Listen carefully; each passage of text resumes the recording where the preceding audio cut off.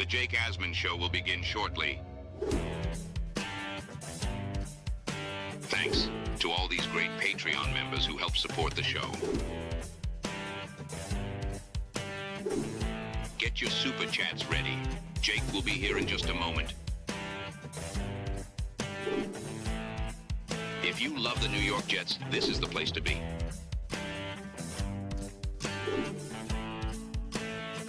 And now, the Jake Asman Show. That was embarrassing. The Jets lose to the Dolphins, and they have officially been eliminated from the playoffs for a 15th straight season.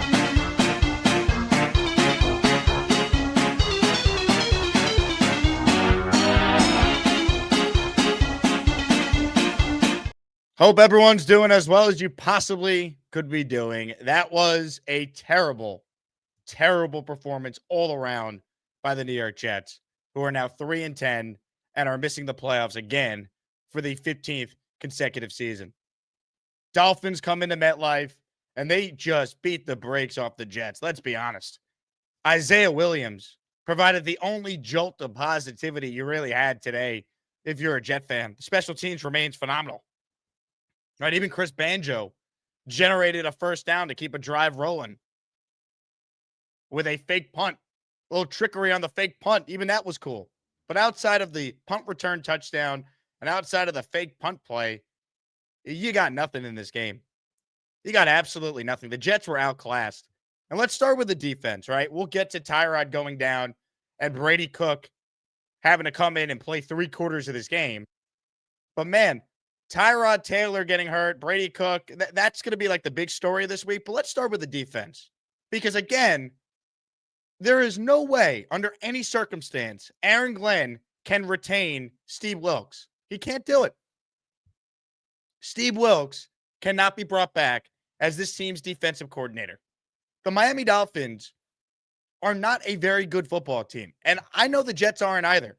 But for them to come into the Jets Stadium today and dominate the way they did in a game in which they actually lost their star running back. Achane got hurt in this one. That's about as pathetic of a defensive performance by the Jets as we have seen.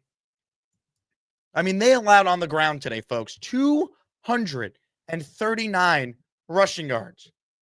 Again, 0 takeaways. And it's not like there weren't opportunities. There were multiple chances today for the Jet defense to finally get that first interception.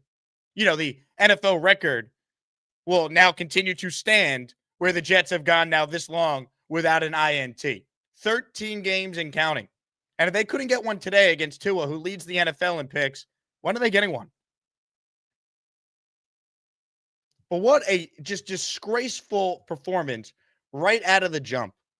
You start this game, and Achane is dead to rights. 3 defenders around him, and he rips off a 39-yard run on that opening drive. Awful tackling, huge running lanes.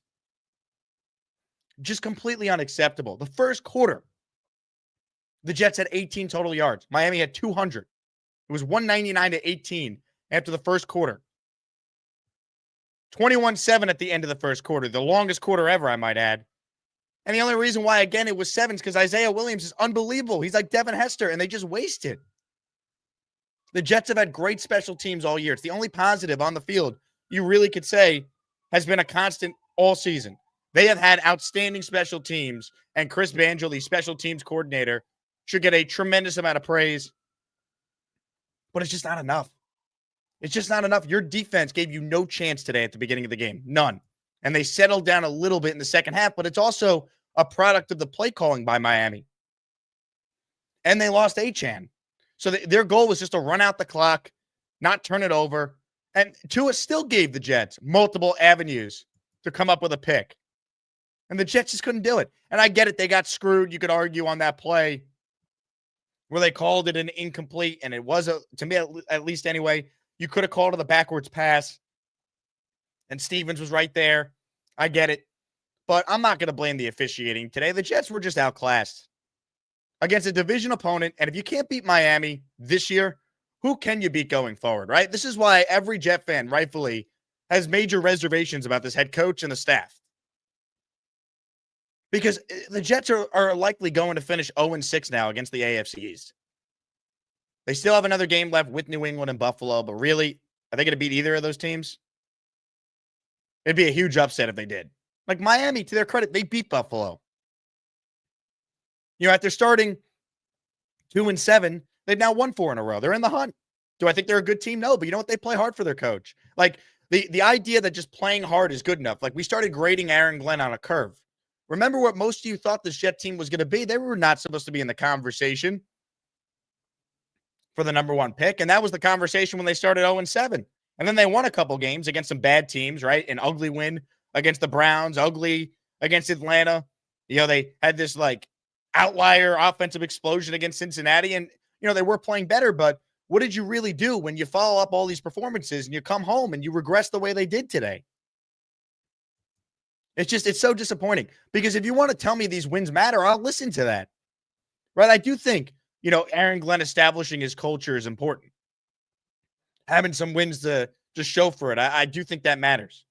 But when you get outclassed 34-10 to the Dolphins, what did you really do? Like you're 3-10. That's what you've done. And now with the quarterback situation, let's get to that.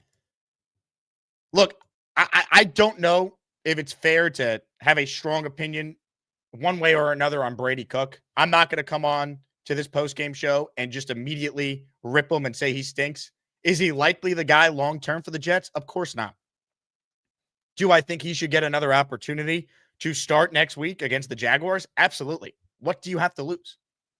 Like if you're the New York Jets and Tyrod, let's say, can't go next week. And by the way, again, this is the problem with Tyrod. You were just hoping you could get to the finish line with him to evaluate your roster, but there's always a chance he can get hurt. And I don't even know what play he got hurt on, right? That's the thing with Tyrod. He's old. I don't know if he's playing football next year. He's probably going to retire. He's a free agent. He's 36. He suffered a lot of injuries this year. I think he's done.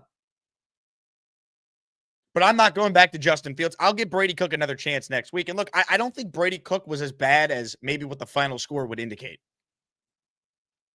How many drops were there today? Like Cook finished 14 of 30 for 163 yards. The interception at the end, whatever, he's trying to make a play. The one, though, that he had, the first one, that just can't happen. And a bad play call, too, I thought, by Tanner Engstrand. You had a chance to make it a 2-score game with a field goal there. I don't like being as aggressive as they were in that spot with that interception. I thought that was a big mistake. The Jets, it's 24-7. You have a chance here before the end of the first half. And that pick by Brady Cook, that really hurt the Jets. He's trying to force it to Mechie there. It just wasn't a good throw. Wasn't a good decision. And really, any chance I felt in the moment for the Jets to get back in the game, the second Cook threw that pick at the end, that really hurt him. But again, is Brady Cook great? No.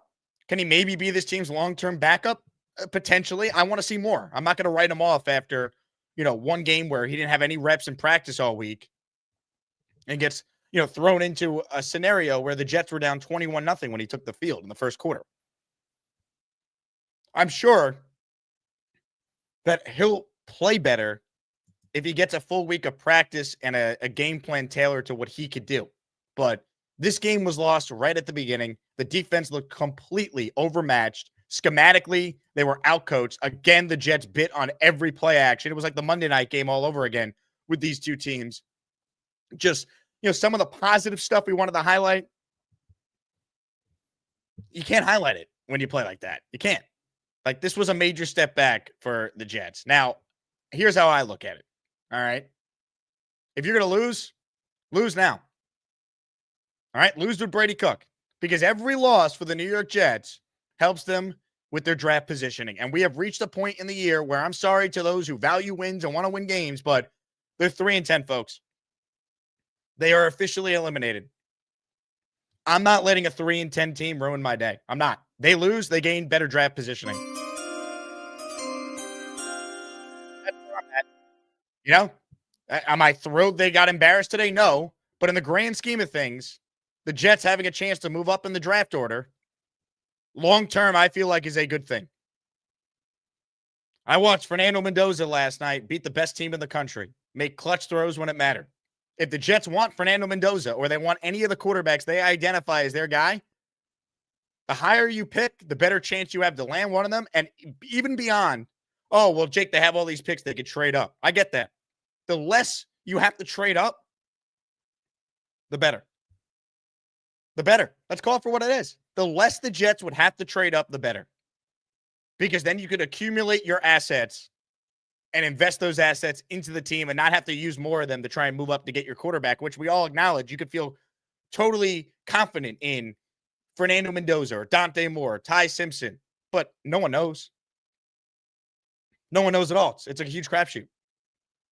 So, look, the Jets today, as they're losing this game to the Dolphins, you saw the Tennessee Titans win a game today. They beat the Cleveland Browns.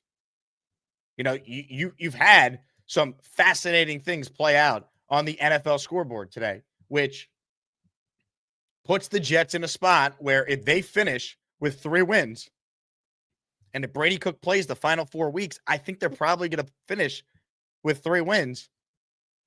They're probably looking at a top 3 pick in the draft. And if you have to move up to number 1, let's hope it's Tennessee that still has it or the Giants that have it, teams that have their quarterbacks in place.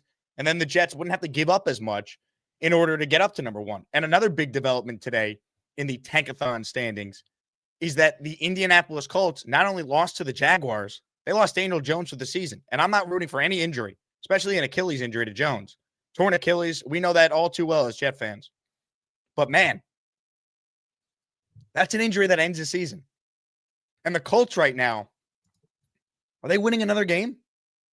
Are they going to win another game with Riley Leonard? They're 8-5 right now. They lost to Jacksonville. Their remaining schedule is brutal.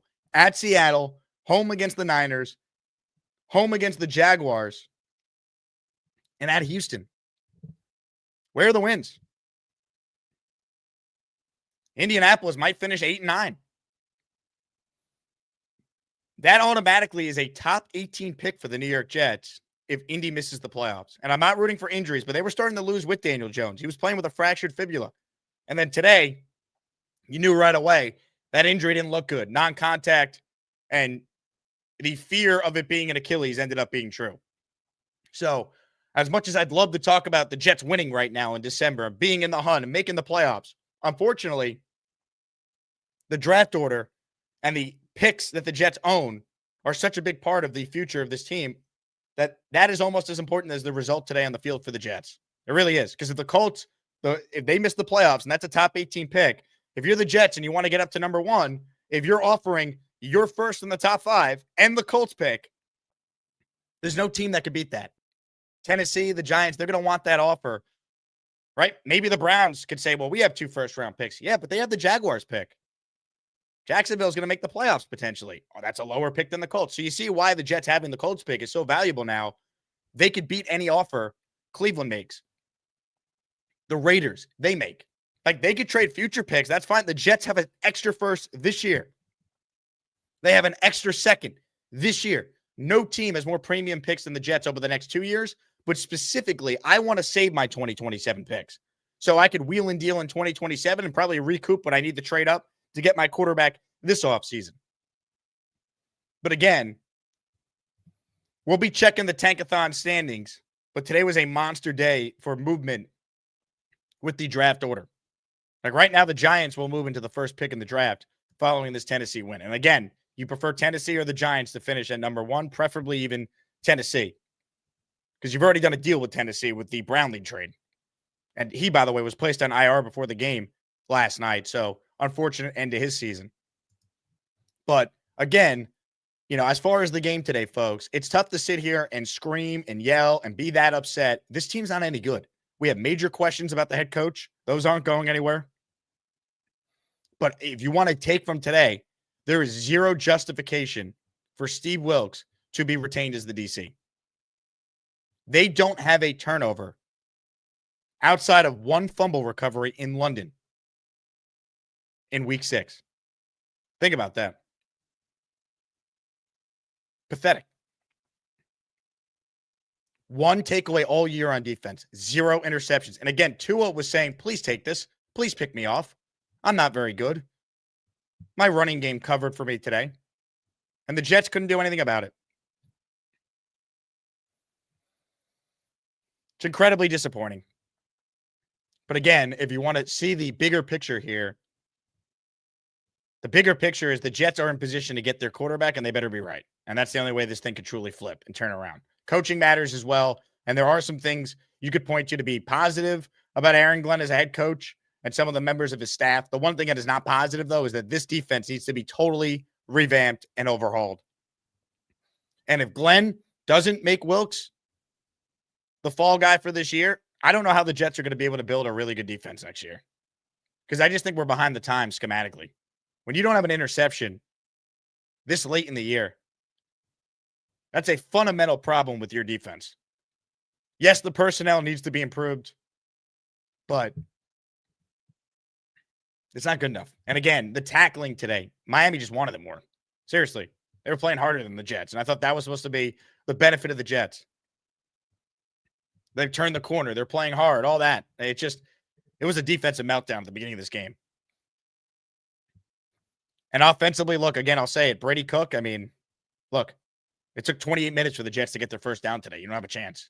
I need to see more from Cook. Give him a full week of practice. Do not go back to Justin Fields. It serves no purpose. If you're going to win another game the rest of the way, let it be with Brady Cook so he could be your long-term backup. I don't need Justin Fields winning a meaningless game for the Jets when he's not going to be on the team. I don't. At this point, I'd rather the Jets finish with 3 wins and get me a top 3 pick in the draft. That's where I'm at, because you could try and sell me on some of this positive culture building stuff if they continue to follow it up. It all takes a step back when you have a performance like this against a division rival. I was hoping the Jets wearing the rivalry uniforms today, which looked nothing like their normal uniforms, right? Maybe they wouldn't play like the Jets for the day. They'd play like a good team. And very early on, you knew where this game was going. This coach didn't have them ready to play today. That's on him.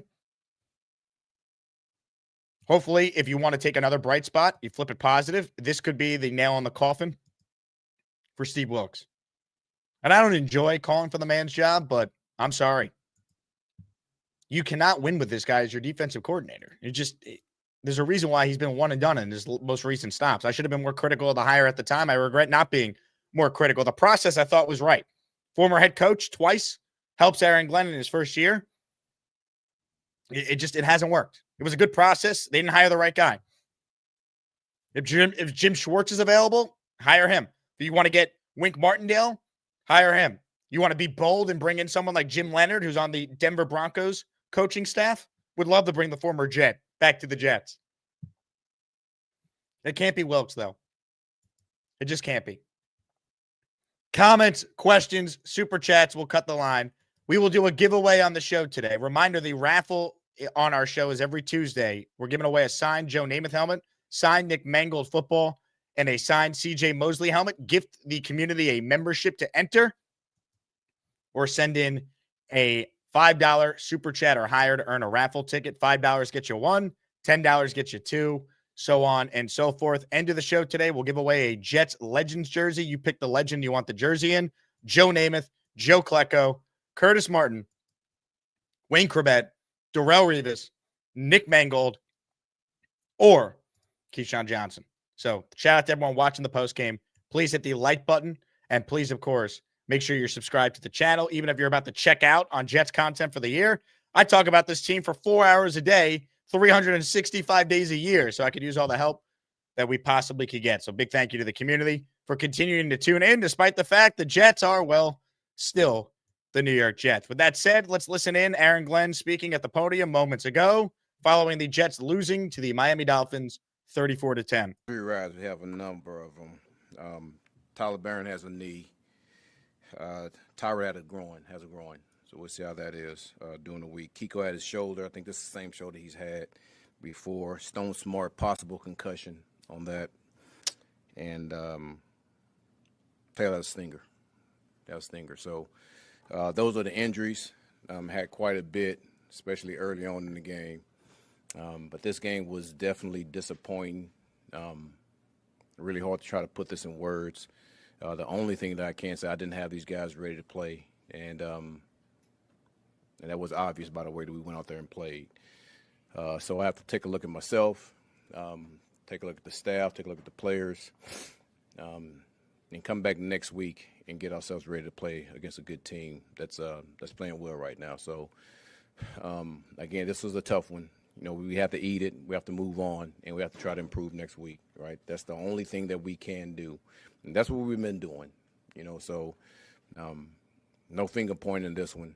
Again, this is on me, and I got to get our guys better going to next week. Aaron, what was the first sign to you that they needed? Say it again? What was the first sign out there that you felt like they weren't ready? Was it that first defensive series? To me, anytime your team just plays overall like this, that's how I look at it. So it's not just offense, defense. It's not that special teams. It's, man, overall, when we don't play up to par, to me, that's the head coach. And, I got to figure out a way to get us to continue to play at a level that we've been playing or exceed that level as we go on this stretch. So, again, I have to look at exactly how what I did during the week to make sure that doesn't happen again. How tough is that when you have to go to a quarterback who's never played before? And I imagine he probably didn't even get any reps during the week. Yeah, it's always tough. I mean, that's the nature of being a backup quarterback. But and that's really any position. You're not going to get all the reps that you want to get during the week, but mentally you have to have yourself ready to play. And for the most part, I think he was. I thought Miami did a really good job of pressuring. They brought the house a couple of times on him, but we got to do a better job. You speak a little bit to Tyrod. He's obviously a guy that he plays pretty well when he's on the field, but throughout his career, he's kind of dealt with these injuries that come up and take him off of it. Yeah, man, it's tough, especially like the way that he's been getting these guys involved, and the way that he's been working with these guys and try to build a rapport with these guys. For him to have to leave that early in the game, it's always tough, So we got to get him healthy. We got to get him healthy. And the quarterback situation, man, we'll look at that going to the next week. But, yeah, it's always tough when your starter goes down. It doesn't matter who it is. It's when your starter goes down, and then you have to bring it back up in like I just talked about. That doesn't get all the reps, but get the mental reps. Man, it's always tough. They had 240 rushing yards, I think. Way too many. What was? Way too many. Was it tackling? Was it effort? You know what? I don't want to say it's effort, but it was some missed tackles out there, and I just have to look at the whole thing. When you look at the tape, schematically, I got to look at it. Tackling wise, I have to look at it. Listen, I will never question these guys' effort because I know they go out there and play hard. But we got to figure something out because 240 is way too many. There's been a lot of drops the last couple weeks. There's a handful today. Is there any common denominator that you're noticing with those? No, I don't know what that is, for us to get that many drops. And I don't want to say it's been the last couple of weeks. I know Mitch had a couple of drops the weeks before that, but I don't want to say that in totality the whole team's been dropping balls. This was a game where it looked like we did have a number of them from a number of different players. And even on the defense side, when we had a chance to make some plays on the ball, we dropped the ball then. So thank you. I was about to say the defense dropped passes too, which is why they don't have a pick all year. And also, Aaron, this has been multiple games in a row now. All right, they got away with it against Atlanta, but Mechie had a brutal drop in that one that would have been a touchdown. And let's be fair to Justin Fields. A.D. Mitchell had a terrible drop in the Patriot game too. So this has been a problem. They have to figure this out. We could stop with the Mechie's going to Canton now, all right? John Mechie, if he's on the team next year, ideally he's your fourth receiver. All right, he's not number 2. He's not guaranteed a starting spot. They need to draft a receiver early with one of their premium picks or make a notable trade, right? I want A.D. Mitchell as the 3rd or 4th receiver. Mechie the 4th or 5th receiver even. We need to make sure we have so many weapons for the quarterback. It's never an excuse. And we're not failing him like they failed Sam Darnold. That's a big objective for Darren Muji and Glenn this offseason. It can't happen. Receivers got to catch it. DB's got to catch it. And we got to make our plays when they come to us. Do you need some guys, Aaron, we just said, just guys to make some plays? It feels like you're getting on special teams, but offense, defense, you haven't had a lot of guys who just kind of make a big play. Yeah. Well, that's the name of the game. Listen, those guys know that. We're not telling them anything that's different. That's something that we've talked about since OTAs. especially the mentally tough teams. Playmakers got to make plays, and we as coaches, we got to put them in position to make plays too. So it goes both ways, and the guys know that. So that's nothing new to them at all. You give up 240 yards rushing as a guy who made his bones in this league as a defensive coach and a great defensive player. Yeah. What is your reaction to that? As not that I know you coached the whole team, but just as a defensive guy before you got here. It's BS. You can't give up 250 yards rushing. It's that simple. Can't give it up. So you have to fix it. What about talent? Is it possible some guys are just not up to? I'm not going to go into that. I mean, next question. Do you feel like they're at the end of the half? I mean, the interception, just there's like some moments, some drops, where just little plays like that can just really change the entire shift of what you felt like overall. Maybe the team wasn't ready, but just really pick apart maybe just a few plays there that could be really the difference in what happened over 4 quarters. Well, you know what? That's really in most games. It's always a play or two. But I would say in this game it's probably more than that, because there was a number of drops. There was a number of drops, like I said, passes and interceptions and things like that. And again, I have to look at myself and see exactly what I need to do better to get our guys, ready to play games like this. So, division game, another game at home, like these are the games that we have to try to pull out. Cook obviously got thrown into the fire a little bit, but did you feel overall assessment in terms of upside and what he can offer? It's hard right now. It's hard. When I watch the tape, I get a chance to answer that question. This officially eliminates you, so it's 15 years. I know 14 were not on your watch, but it's real. I mean, it's still going on. I'm wondering how you process that as a coach. I mean, just your thoughts on it. It's 15 years running now, the longest streak. Get better. That's it. That's how I process it. That's the only thing that we can do is improve and get better. Because before you can start to consistently win, I've said this a number of times, you have to improve. You have to improve in all areas. And that's including us as coaches. We all have to improve. So if we want to consistently win in this league, man, we have got to get better. Thanks, everybody. Brady will be all right. Look, the way they get better is they figure out long-term at quarterback. The coaching needs to improve. Again, Steve Wilkes, this should be the nail in the coffin. Oh, the defense is playing a lot better. Yeah, I guess they were, but they were historically bad at the beginning of the year. Don't grade on a curve. This defense has been the biggest issue with the team all year. It really has been. We knew we knew chances are Justin Fields wasn't the answer. We know Tyrod at best is a competent backup who unfortunately always gets hurt. That has remained the case. The defense had 8 of its 11 starters back. They don't have a pick all year. They have 1 turnover all year on defense. 1. What are we doing? Right? Like that's coaching. They need more personnel on that side of the ball. They got to completely revamp the linebacker room. I mean, the missed tackles today they make you sick. I actually am sick, so I apologize. I don't know what happened, but I woke up today with a cold, shortness of breath a little bit, so guzzling water here. And that Jet performance certainly didn't help. But big thank you to everyone who's tuned in and watching. As always, we are presented by FanDuel. Jets were 3-point underdogs. They did not cover. And let's be real, they never really came close. And as you heard Aaron Glenn be asked about it there at the end, the Jets have been eliminated officially 3-10, 15-year playoff draft. The only way it ends is if they get the quarterback situation figured out, which again, is there luck involved in that? Absolutely. There is. You don't know any of these guys are going to be good in the draft, but the Jets have no excuse to not get someone, whether it's Mendoza, Moore, Simpson, whoever they deem as their guy, they got to get him.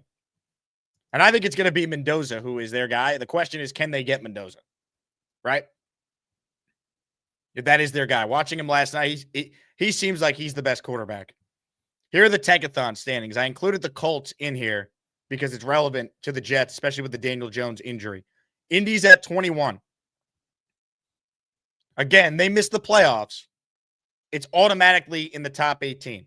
Root for every Colts loss down the stretch. There's a chance they lose out.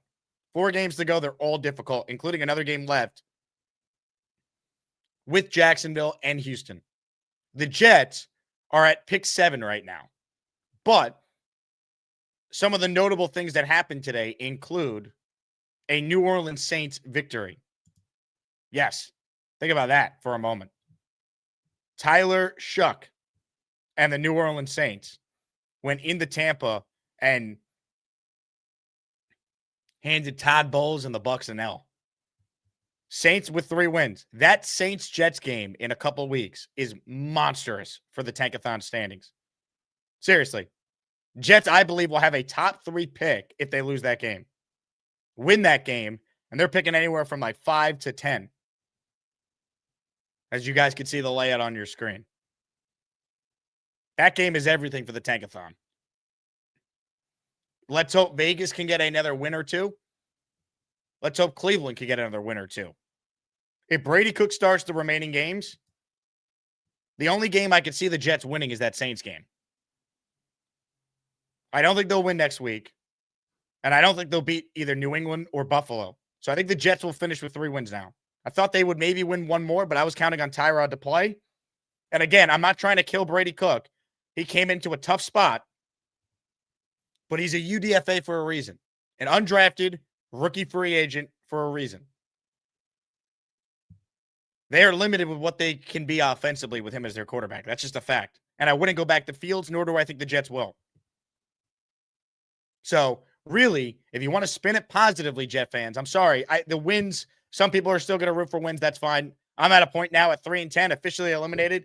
Give me the top 3 pick. And if you play the percentages, if the Jets lose out, they will have a top 3 pick because that would include a loss to the New Orleans Saints. That's where we're at. Is it fun to talk about this? Absolutely not. Is that the reality we are currently discussing as Jet fans? Yes. And it is what it is. Again, remaining schedule for the Jets. Here it is on your screen. At Jacksonville. And look, the Jaguars, they're a weird team. I don't think Lawrence is particularly good, but they're certainly well coached this year. And they beat up pretty good on the Colts today, 36-19, but they're better than the Jets. Then the Jets have to go on the road to New Orleans. Tough place to play. Shuck, clearly better than Cook if it's Cook starting for the Jets. They're not beating New England, and they're not going to beat Buffalo in the last ever game at Highmark. So there's a path to 3-13 in the top 3 pick. And again, the reason why picking in the top 3 I think is so important, the less you in theory would have to give up if you want to make a deal with Tennessee or you want to make a deal with the Giants to get your quarterback a choice. And if you don't want to make a deal with them, or let's say it's Vegas or Cleveland that's in front of the Jets, and they like the quarterback that the Jets like, or they like a quarterback. Well, if you're at 3, you're still in position to get Dante Moore or Ty Simpson. You could still get a quarterback. So it might only be Mendoza they deem worthy, and if that's the case, they're going to have to get a little lucky with who's picking number 1 and make a deal. But again, you want optionality. You want as many first-round graded quarterbacks as possible, and ideally Tennessee or the New York Giants end up picking number 1. Because I don't know if the Saints are going to pick number 1. You know, right now, I'd pick them to beat the Jets when they play. And they get the 4 wins, they're not going to pick number 1. That win today by New Orleans was huge. Again, for those keeping track of the Tankathon standings, which, again, I don't enjoy having to do this, but this is unfortunately where we're at when the Jets are 3-10 and you have, maybe 20,000 people at the game today. And can you blame any Jet fan who didn't go? God bless the ones who did. Comments, questions, super chats. Cut the line. Reminder, this show's a podcast. If you ever miss it live, you can listen to the program on Apple, on Spotify. Just search Jake Asman Show, and you can listen back to anything you might have missed. Let's get to some calls on the Gusbuster Umbrella Hotline. Again, raffle at the end of the show. We're going to raffle away a Jets Legends jersey. Pick the player you want. Keyshawn, Mangold, Revis, Crevette, Martin, Klecko, Namath are the choices. And if you enter for that, you automatically are entered for Tuesday's raffle featuring a signed Namath helmet, signed Mangold football, and a signed CJ Mosley helmet. With that, we'll get to the super chats and we will get to your calls. But we're doing some calls first. And right out of the jump, let's say hello to Kyle Clifton.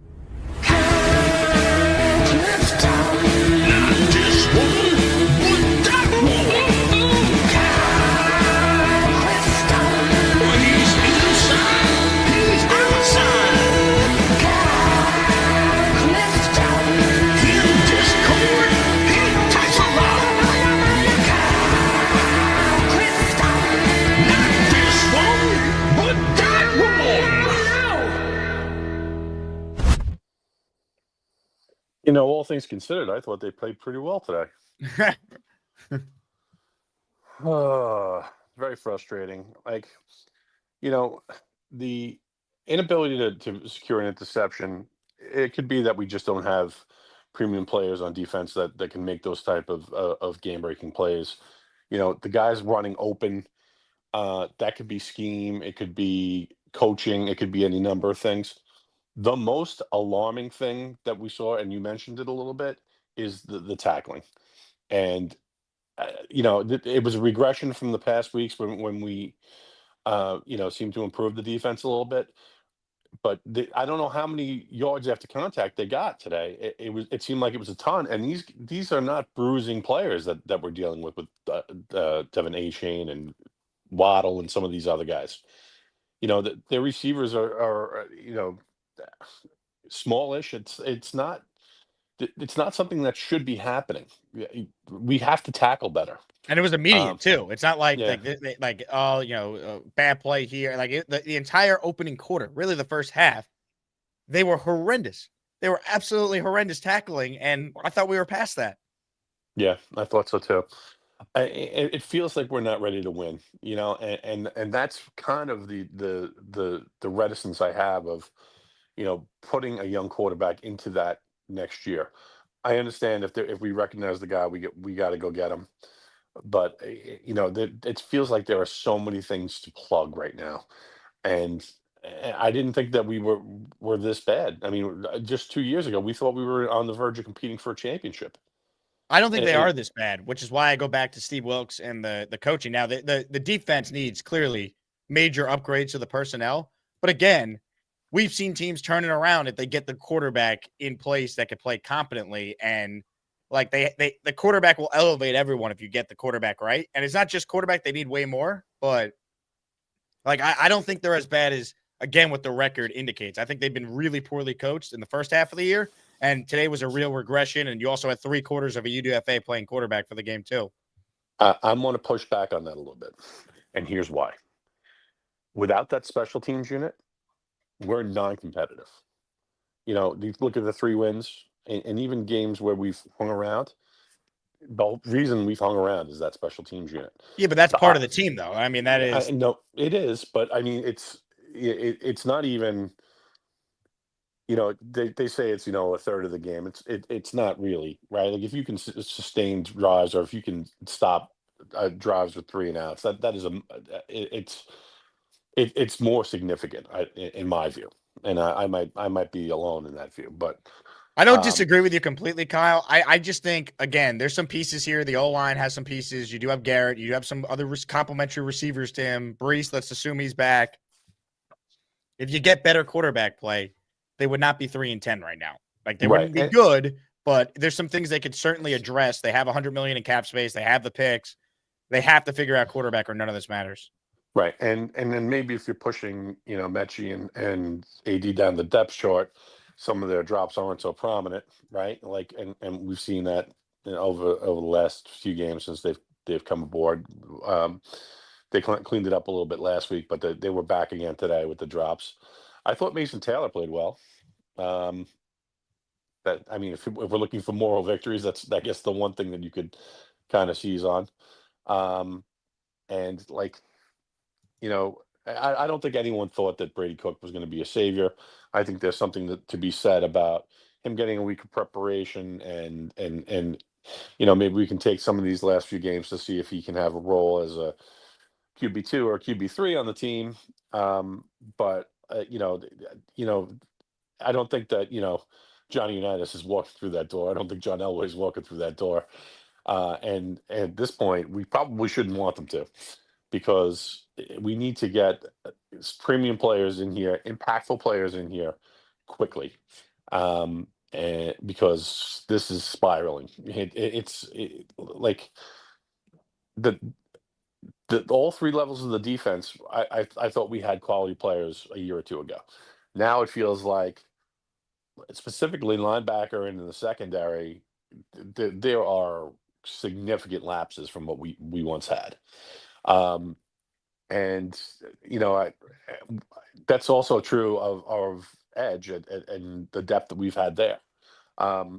we've had some pleasant surprises on the interior defensive line, but I mean, let's see what we can get. Like, if we can come away with the 7th and the 21st pick, I think that we could get some people that can come in here and impact this team positively, whether it's a quarterback or not. And even if what happens with Ty Simpson after yesterday, right? Maybe he goes back to school, which would be kind of ironic considering we spent months talking about, Dante Moore going back to school, but maybe it's Simpson who goes back to school and Moore declares because everyone has him as a top 5 pick. So I thought that part of the reason that him not going back was that they had people in the pipeline that were coming to take his job. Yeah, he's also an older prospect too. He's 24 years Yeah. old. So if he's projected to still go, I know he wasn't good yesterday, but still, if he's projected to go in the first round, like there's no guarantee a year from now he would. So I think he still probably comes out. But I think my question ends up being there: is he still going to end up being in the first round at this point? Because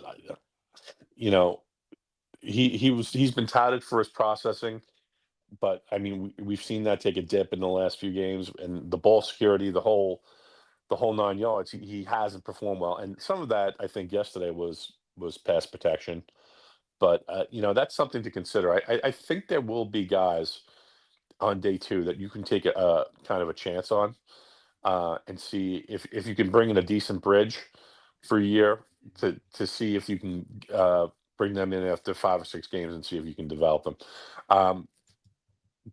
Will Levis in the last year of his deal? How about him as a bridge? No way. I'm good like on Will him? Levis. No, I didn't like him in college. I don't like him now. I'm good. But I mean, I think I don't want a cost bridge, Kyle. There's really no one that you could tell me. I don't want to give up anything for anyone. I guess he'd be a free agent, right? But I'm he's got good, 1 year man. left. So it would be a trade, but I wouldn't be a premium pick. It would be a day 3 pick to probably go get him. Yeah, I'm good on him. I want a veteran, and a rookie's got to be drafted. I think they're trading up for their guy at the end of the day. I picture the Jets having one of these rookies on their team next year. I don't think they're gonna punt on quarterback and wait till 27. I just don't see it. Okay. They're gonna finish Yeah. with 3 wins this year, right? Do we agree they're probably finishing with 3 wins? I know how the NFL is. It's 3 or 4. Yes. Let's say 4. Let's even say 4. Now let's say, okay, they have a bridge. Will Levis, they win 6 games next year. That's 10 wins through 2 years. I don't know if Aaron Glenn's getting year 3. I don't think he's guaranteed. They need their quarterback this year. Yeah, I mean, the only reason I said that about Levis is that he really did not have any support around him there in Tennessee. And, I mean, there is some physical talent there. And the last year he did start, I think he did have more touchdowns than interceptions. So, as a bridge, I didn't think he would be the worst option. So, I figured I'd throw him out there. Yeah. I appreciate your time, Jake. Good call, Kyle. Way to start us off. Super chats here, then back to the calls. Frankie says McDaniel always comes in like this. It's too easy. I mean, look, he's a phenomenal run game coordinator. Right? Like like all coaches have like their hallmarks on what they do. Connor Rogers was on my radio show a couple weeks ago. He made this point. It stuck with me. What is Aaron Glenn's hallmark? Right? Like Salah's was defense. He wasn't a good head coach, but at least we could point to the defense being good. What is the hallmark for Glenn? It can't just be guys play hard for him. Like that's the bare minimum. Most games in the NFL are close. Like Tennessee looked like the worst team ever. They won a game today, Like, what's Aaron Glenn's hallmark? I don't know. I do think they play for him, but today they didn't. Today they were just outclassed from the beginning. It's very disappointing. They took a huge step back. The Jets had not been blown out since the Dallas game. They got blown out against a division opponent. Remember all those stats about Tua and sub 45-degree temperatures? What does it matter? He's now 7-0 against the Jets. Honestly, if it was probably 1 degree, it wouldn't make a difference. They don't get near him. They don't pressure him. And when they do have opportunities to actually come up with an interception, they drop it. And I know Kyle said, well, maybe it's just because we don't have, premium players. I don't know about that. If a ball hits you in the hands, you got to catch it, right? You don't need to be prime Darrelle Revis to catch an interception that hits you in the hands. At least once. No one's done it all year. Fire Aaron Glenn says, fire Aaron Glenn. Ricky NY says, can't be outraged, don't have it in me. He said I'd never root for losses, but I'm okay with it to get a real quarterback and finally end this disgraceful. Well, the concern, Ricky, is if your coaching staff sucks, I mean, I don't know if you're ever going to truly know if you have the right quarterback. See Sam Darnold. That's why I do think there's talent in place for a young rookie. I don't think Engstrand is terrible. I think he's still learning. I think today there were guys schemed open and, you had all these drops and you started a UDFA for 3 quarters of this game. But my big thing is Steve Wilkes and the defense. They need to overhaul that side of the ball. And Glenn's a defensive coach. If he doesn't recognize that, that is alarming. Tyrone in the raffle for 2. Defense got exposed. Receiver drops. Sloppy game, but at this point, it's a win. On the other side, to the road to the draft, Mendoza would be the greatest win. Go Jets. I think we all like Mendoza. I like him too. Let me just say this just to try and put a little water on the Mendoza flame. All right. Remember Justin Fields against Clemson in the college football playoff? Right? We were all upset we weren't going to get Trevor Lawrence. Then Fields threw like 6 touchdowns against Clemson. He didn't even end up going number 2 that year. Right? Zach did. Great to see Zach Wilson at the end of this game. Wearing number 0, which is very appropriate. And then Trey Lance went after that. Right? Like Fields was the 4th quarterback taken. So while Mendoza was awesome and he's going to win the Heisman and he should win the Heisman and I think he's the best quarterback in the draft, we don't know just yet, right? Like these things change a lot. You get to the underwear Olympics, that is the combine. You get to the interviews, right? The interviews is why Shedeur Sanders fell to the 5th round. And look, I think Mendoza, you're not worried about that with him. My point is that it's still very early on in this process. We've been discussing it for months already because the Jets started 0-7. But let's see. Alabama's in the playoffs. What if Ty Simpson bounces back and looks really good? We're all of a sudden back in on Simpson. Like the Jet fans, you change your opinions by the day. So let's just let it play out. Let it breathe. I like Mendoza. I'd have no problem they traded up for him. I'm just saying, anyone who's out on Ty Simpson definitively like, he wasn't good against Georgia, which might be the best team in the country. Like, really? Like, let's watch the games. It's December 7th. Dan says Colts pick could easily be in the pick 13 if they lose out. Kansas City, Dallas, and Baltimore each win 2 games, by the way. Again, the Colts losing Daniel Jones is brutal for them. Riley Leonard is their backup. I didn't even realize he was. I thought it was still Anthony Richardson. But I'm not rooting for injuries, but the reality is if the Colts miss the playoffs, the Jets having a top 18 pick is massive. Sean says, no excuse to play this bad against a rival. Agreed. Wesack in the raffle for 1. Historically, it takes 3+ first-rounders to move into the top 3. Concerning this regime, cut Isaiah Williams. Jets have not beat a team with a starting QB. Couple things. 1, Isaiah Williams being cut. We all thought that was the right move. He was terrible against the Dolphins on Monday night. He fair caught a pass inside the 5-yard line. He had a fumble that night. I'm not going to blame the Jets for that one.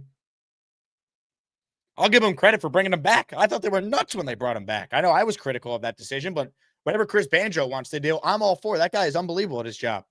So that's the least of their problems. And 2, historically, it doesn't always take 3 first-rounders to move into the top 3. It depends where you're moving up from. Look at the Mitchell Trubisky trade. What did they give up to go from 3 to 2? Right? It wasn't 3 first-rounders.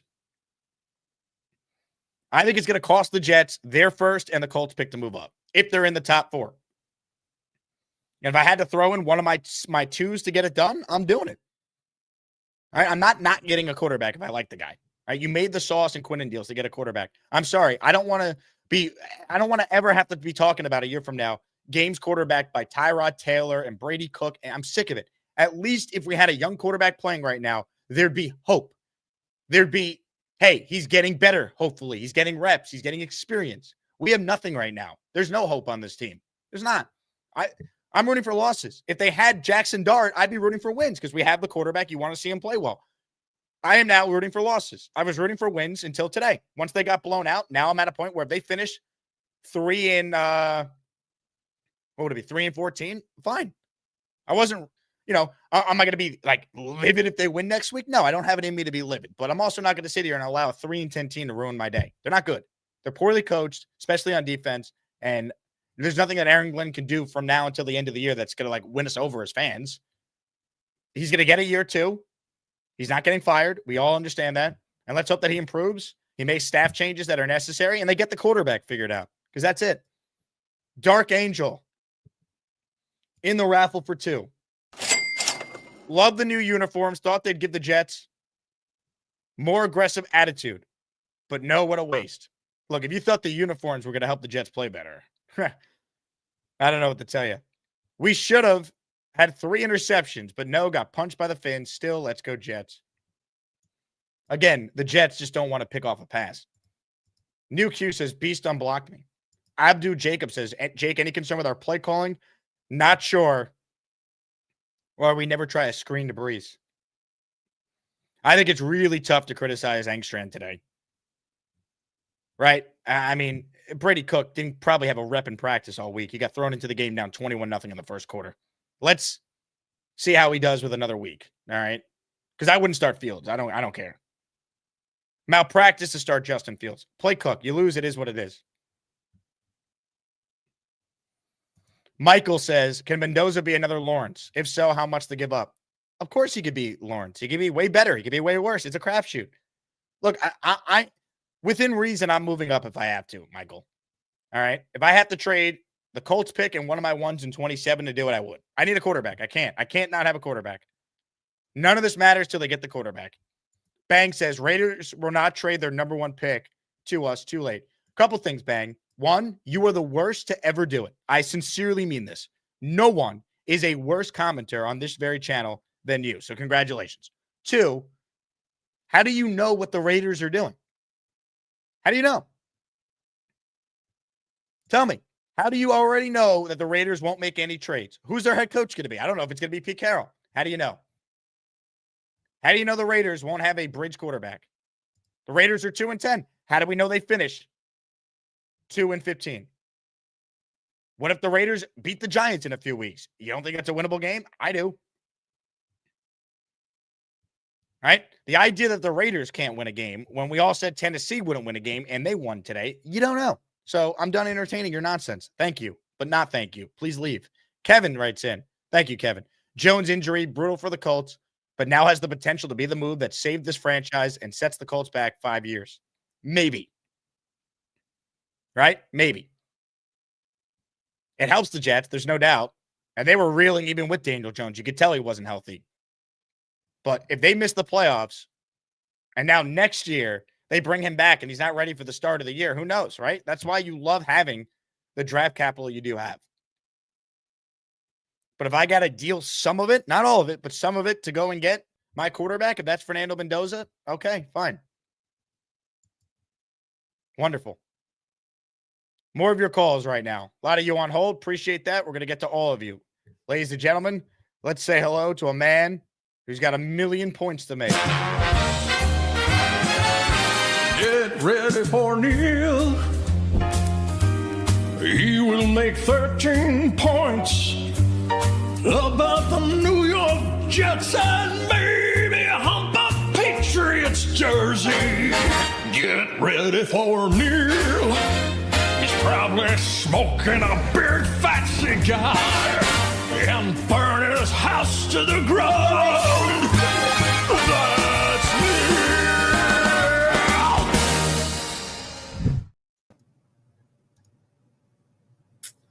Hello. Jake, I'll be brief. That's funny. Hold on 1 second, Neil. I'm having a hard time hearing you. Let me try and plug something in here. You can't hear me good? Testing. Hello? You got me? No. Hold on. I hear you. Check on 2. Check. You hear me, right? I hear you perfectly. I don't know what's happening here. I screwed something up. I just ran to get more Advil during that intro playing, and I screwed something up here. Hold on. I hear you fine. 1, 2, 1, 2. I hear you. I don't hear anything. Hold on. It is the Neil show for a moment here. I got to reset my StreamYard. I know what I'll do. In the meantime, I'll give you another Italian paisan who could talk with you. Ladies and gentlemen, Rob, the Jet fan, will hold it down as I reset my StreamYard. Gentlemen, hold on 1 second. I will be right back. I guess we're holding it down here. Rob, okay. Couple things. First off, if Steve Wilkes didn't get the pink slip after this game, and if not Aaron Glenn is not starting to call the defense, then he's a horrible coach. Secondly, Tyler Angstrom, when you look at his play calling and then you look at Mike McDaniel and what they do on offense, it's like two different things. It's like watching two different teams. I'll push back on Kyle because I saw Mason Taylor drop a couple balls and one of them went into the other team's hands. So not even he was good today. The offense, the drops are ridiculous. The offensive line was a sieve. The linebackers and defensive line got pushed all over the field today. And their idea of tackling is trying to grab the ball out of the ball carrier's hands as he's running for 5 and 10 additional yards. That's an atrocious situation. Like Swiss cheese. Well, I'll finish this and I'll let you go, Rob. We have to get Mendoza. I don't care how many draft picks we pick, but I don't want him to see the field next year. So we really have to worry about getting a bridge. And I'm watching Jacoby Brissett take the Cardinals down the field twice in the first half against the best. Testing. You back, Jake? Yeah, there's something wrong with my headphones. I don't know what's going on, but continue, Neil. Rob, I'll come to you next. I'm almost done. So we have to get a bridge, Jake, because I don't care who we get as a first pick. If we get Mendoza, I don't want to see him on the field for at least 10 games, because if we do, we'll ruin him like we do any other rookie quarterback, and he'll end up being shitty like all our other rookie quarterbacks did. So we need a bridge, Jake. And the bottom line is we need more than a bridge. We probably need half a team. But the way this performance was today, at least Aaron Glenn owned up to it in the postgame. If he was going to say anything positive about this display today, I would have put my fist through his head. But overall, a lot of work to do. The team took a big step back. We can't win a single game in our division. We're really the worst team in the league right now. We lose out here. I don't see us not losing out. And the fact that we didn't even take a shot with Shedeur Sanders in the 5th round, he threw for 300 yards today, is a freaking embarrassment. Okay? Yeah, that's the least of their problems, though, Neil. And they're not the worst team in the league. But right now they're starting at UDFA. Yeah, but why didn't they? Let me tell you something. We had Adrian Martinez in our quarterback room, and we let go of him and kept this guy Brady Cook. And we have nobody at quarterback, Jake. I was looking for McNamara to come in. Maybe he's not only a great punter, what a punt. He hit a punt 80 yards into the end zone, and he's the best guy on our team. And it's pretty pathetic to say that the best guy on our team is a punter. And, other than that, what did we see today that was anything but trash? Nothing. The only positive is the special teams. The only positive is the special teams. They were outclassed today by a division opponent. It's a major step back for all those trying to tell us that we're seeing all this improvement. Okay, I'll play along until I have a reason to have major questions again. And it's questions again. We have major questions again. They're going to finish winless against their division for another year. It's brutal. Yeah. And I want to say one thing. When Miami's down at the goal line and they're going in for the 3rd touchdown, and we have our linebackers standing in the end zone, and by the time we even touch the running back, he's in the end zone with the ball in his hands. And I saw Sherwood get pancaked by the center on Miami. We need a linebacker. Forget about anything else. We need a linebacker in free agency that weighs more than 218 pounds. That isn't going to get mauled by I'm watching the Rams linebacker come up the middle and smash people. We have no linebackers.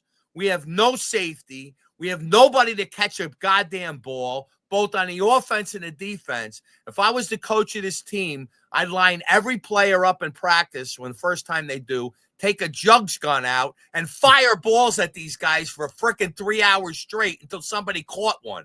I'll tell you what. I don't need to hear this week about how, Mechie is, at the facility. And I want to end 1 p.m. catching passes. I'm good. Jake, I want to end one thing. I have a call to go on, so I have to leave. I want to Ricky, New York, and Ted. I had a big fight with Ted this morning.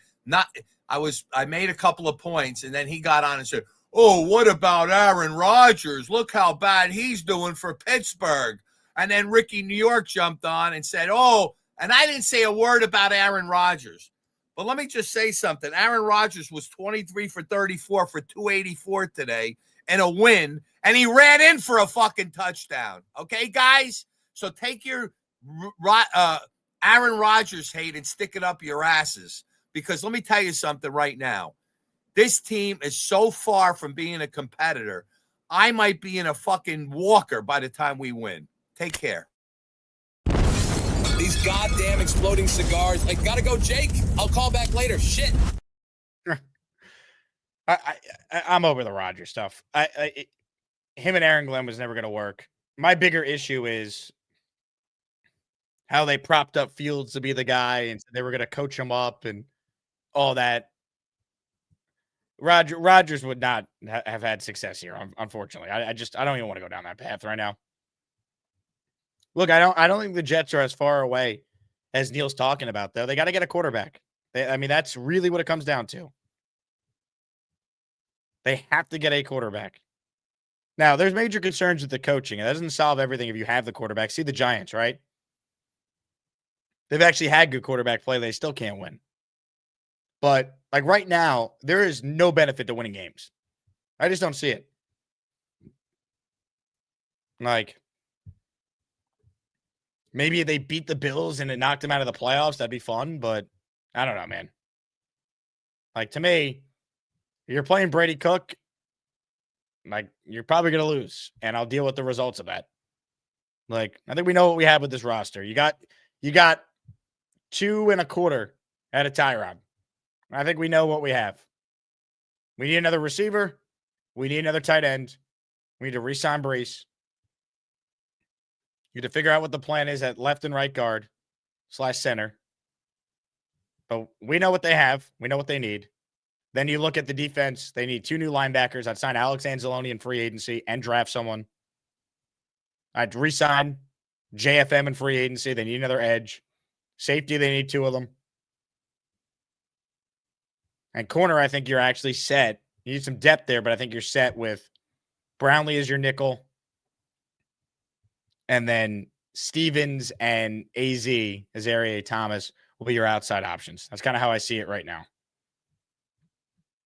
Comments, questions, super chats, cut the line. Jersey giveaway at the end of the show. Hopefully my audio is okay. There was something wrong with my headphones. It just stopped working, so I couldn't hear anything. But I have the speakers I'm playing the show out of, and I'm still using my normal mic setup. So let me know in the chat if my audio is okay. We'll continue the show with more of your calls. Appreciate everyone still being tuned in to a show about a 3-10 team that has officially missed the playoffs now for 15 years and counting. Gator in the house. He's in the raffle for 2. Can Charles Trader Gormani make the Patriots his next team now that his curse has destroyed the Colts? Need May to get anal warts and miss the playoffs. Put me in the raffle for Dave Brigham. Well, that is an aggressive super chat from Gator. Thank you. He is in for 2.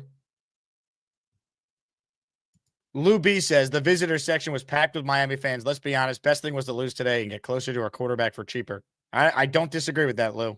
I don't disagree with that at all. Miami kid says, Jake, you ran Salah out of town. How do you like them apples now? I ran Salah out of town? You must be confusing me with someone else. I was accused of being a Salah truther. So you got the wrong guy, dumbass. I've heard it all now. I ran Salah out of town. You mean me, the guy who lamented the fact that he won 7 games with Zach Wilson, Tim Boyle, and Trevor Siemian. But okay, whatever you say, Dumbo. Now look what you've done.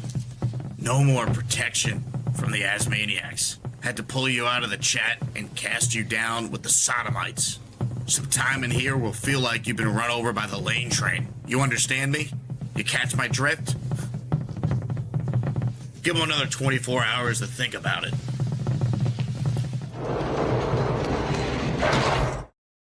All right. More of your calls coming up shortly. Again, apologies. I'm a little sick. So the show won't be as long as normal. All right. More calls. Here we go. We already saw him. Now we'll give him the full experience. Gator, I don't understand why I don't have an intro. Gator, I need an intro, buddy. A cool intro, please. I've been calling in, supporting Jake for over 4 years. You got Adam is too cool, Papa 73, and I don't understand why you won't create one. Women. You have no sense of humor. That's the problem. I don't. When you have a sense of humor, then you can have an intro. I'm worthy of an intro. All right, fine. I don't understand why I don't have an intro. Hey, Jake. Hello, Rob.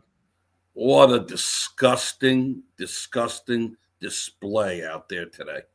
Let me tell you, Aaron Glenn should be just humiliated like I've never seen today.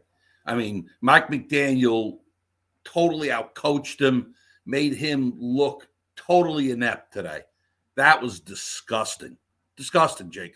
Disgusting. Let's be honest.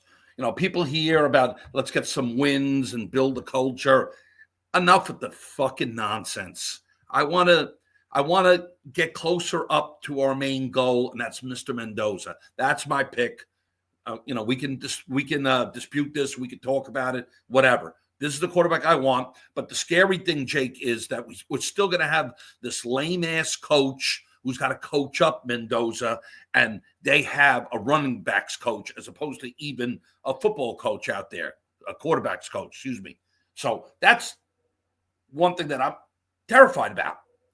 And then we got to start off right away, Jake, and we got to get the pink slip to Wilkes. Enough. Somebody's got to take the hit, and this jerk-off's got to take the hit.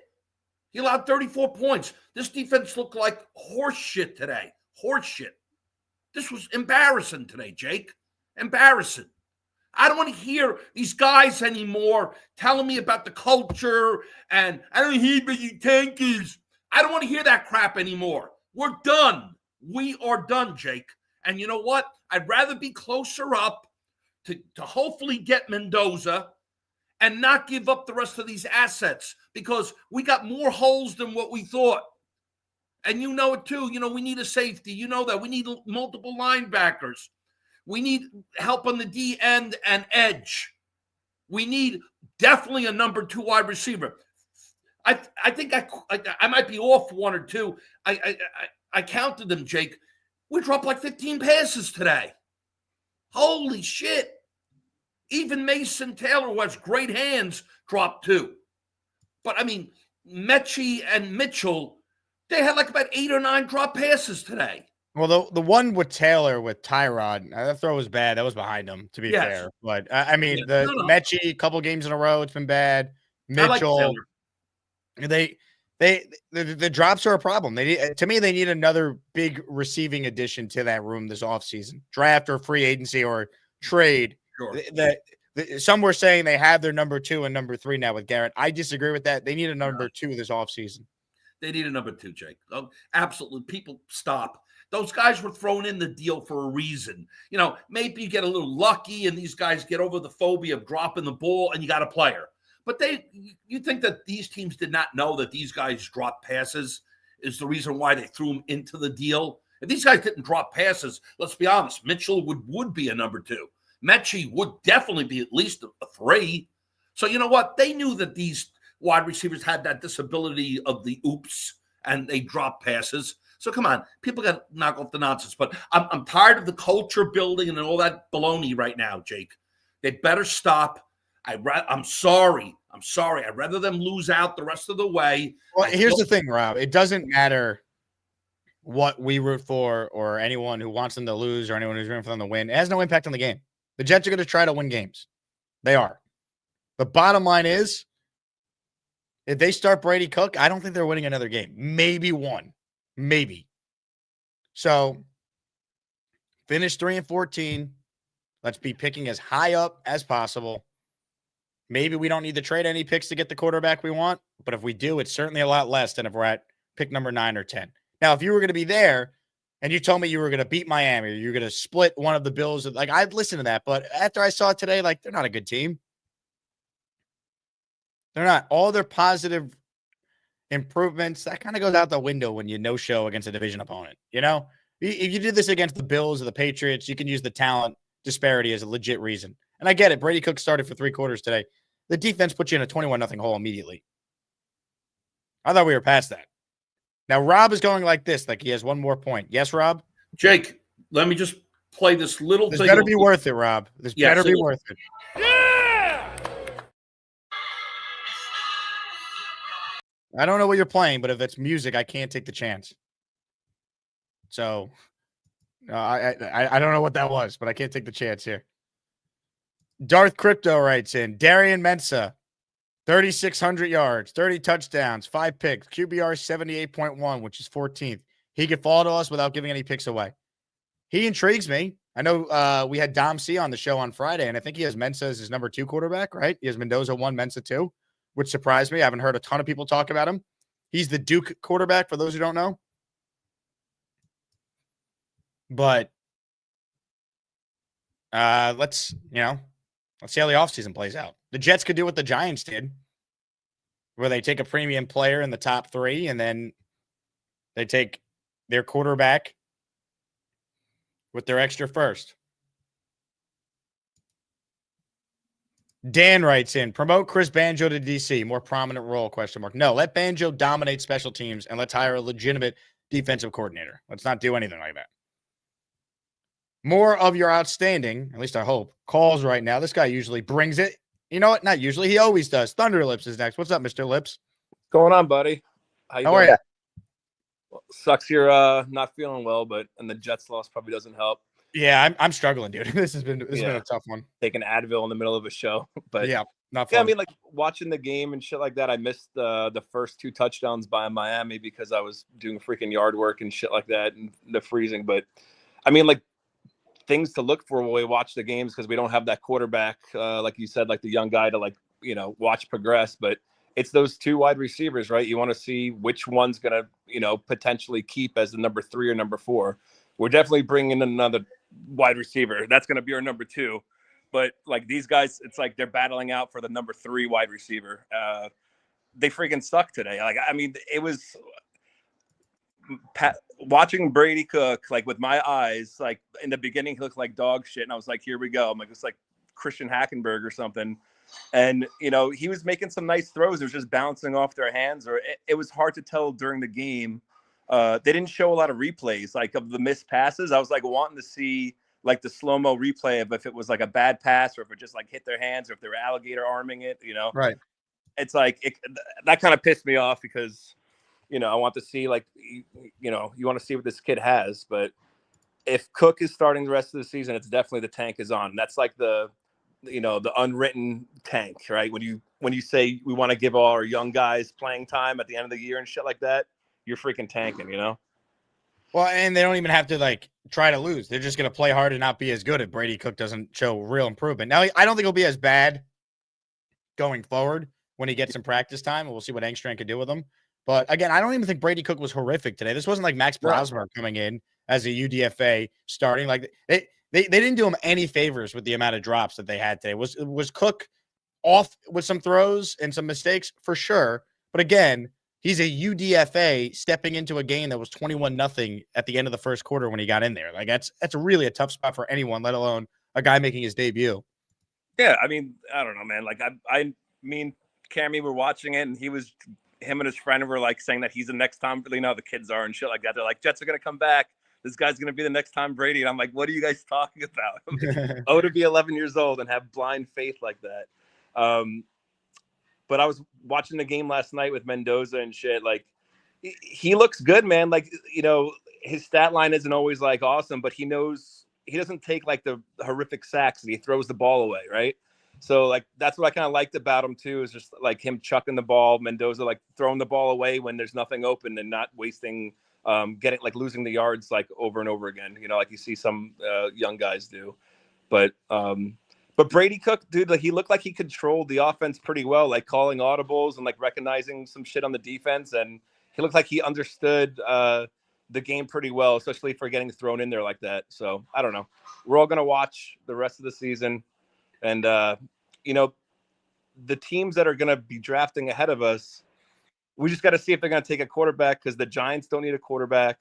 I mean, the Saints definitely probably, but I mean, if Shuck looks good the rest of the season, maybe they just build around him, Same thing with Cleveland. Maybe they freaking just love Shador the rest of the way and he balls out, and they're like, you know what, let's just build around him because they have a shit ton of first round draft picks too, man. Right. And think about the Raiders for a second. They play the Giants. So what if the Raiders win a game and all of a sudden they move back and the Jets can get in front of them? And there's no guarantee the Raiders will pick the quarterback the Jets like. Remember the Baker Mayfield year? We all thought Sam was going number 1. We couldn't believe it that Sam was going to be there at 3. We all thought the Jets were going to get Baker or Josh Rosen. So we don't know. Anyone who's telling you that they know how it's going to play out already, they're lying to you. Like, Leon, I love you, dude. Too little, too late for the tank. It's not tanking. It's just if you're starting Brady Cook as a UDFA, you're not expected to win any of your final 4 games. But the second part of your comment, again, Raiders getting the first or second pick. We don't know that. What if the Raiders win a game or 2? They're down 7 at halftime against the Broncos right now. Right? The Raiders end the year with a game against the Giants and then the Chiefs. What if that game means nothing for Kansas City at that point? It's unlikely. But the Chiefs haven't been the Chiefs this year, that's for sure. You never know, man. There's upsets. Tampa just lost to a division rival at home today, the Saints. And again, we might like Mendoza the best right now. If Ty Simpson looks great for Alabama in the college football playoff, the narrative will shift. Same with Dante Moore. All right? And how often do we say, when we look back at history, the first quarterback drafted more often than not is not the best quarterback from that respective draft class? I just need the Jets to get a quarterback. It's up for them to determine who their guy is and be right. Because if they're wrong, they won't be here. That's how this works. They got to be right. If you're watching live right now, you're one of the 700 in here. Thank you, thank you, thank you. Hit the thumbs up button. It goes a long way. And make sure you subscribe to the channel. Again, we need some raffle entries here. We are an hour and 17 minutes into the show, and we don't have a single gifted membership. So I'm taking matters into my own hands. I'm going to gift 5 memberships coming up. If you want one, here's what you need to do. 1, like the video. 2, be subscribed to the channel. And comment something so the YouTube algorithm knows you're here. Could be a jet point. Could be something about the Asmaniac community. But throw your point in the chat and give yourself a chance to get a gifted membership if you're currently not a channel member, and the algorithm for YouTube randomly assigns it based on people tuned into the show. So I'm going to give 5 coming up, and if you get a membership from me, I put you in the raffle at the end of the show for the jersey and the 3 signed items coming up on Tuesday. With that, let's get back to your calls right now. Where standing by is the big fella. He's home, his bed is on the bed. That's what feels good. On the road, his smell is on the bed. In a dirty hotel room. Cause the show spell is on the bed. It's just more comfortable. He got a beard, loves the Jets, SuperChats. Where the big fella sleeps alone. There's no room on his bed. Where there's a big fella. What up, man? Big fella. Bro, bring me Mendoza. Bring me Mendoza, man. That's who I want. I will trade anything for that fucking guy, bro. You believe that much in him? Mendoza, I don't like Ty Simpson. I don't like him at all.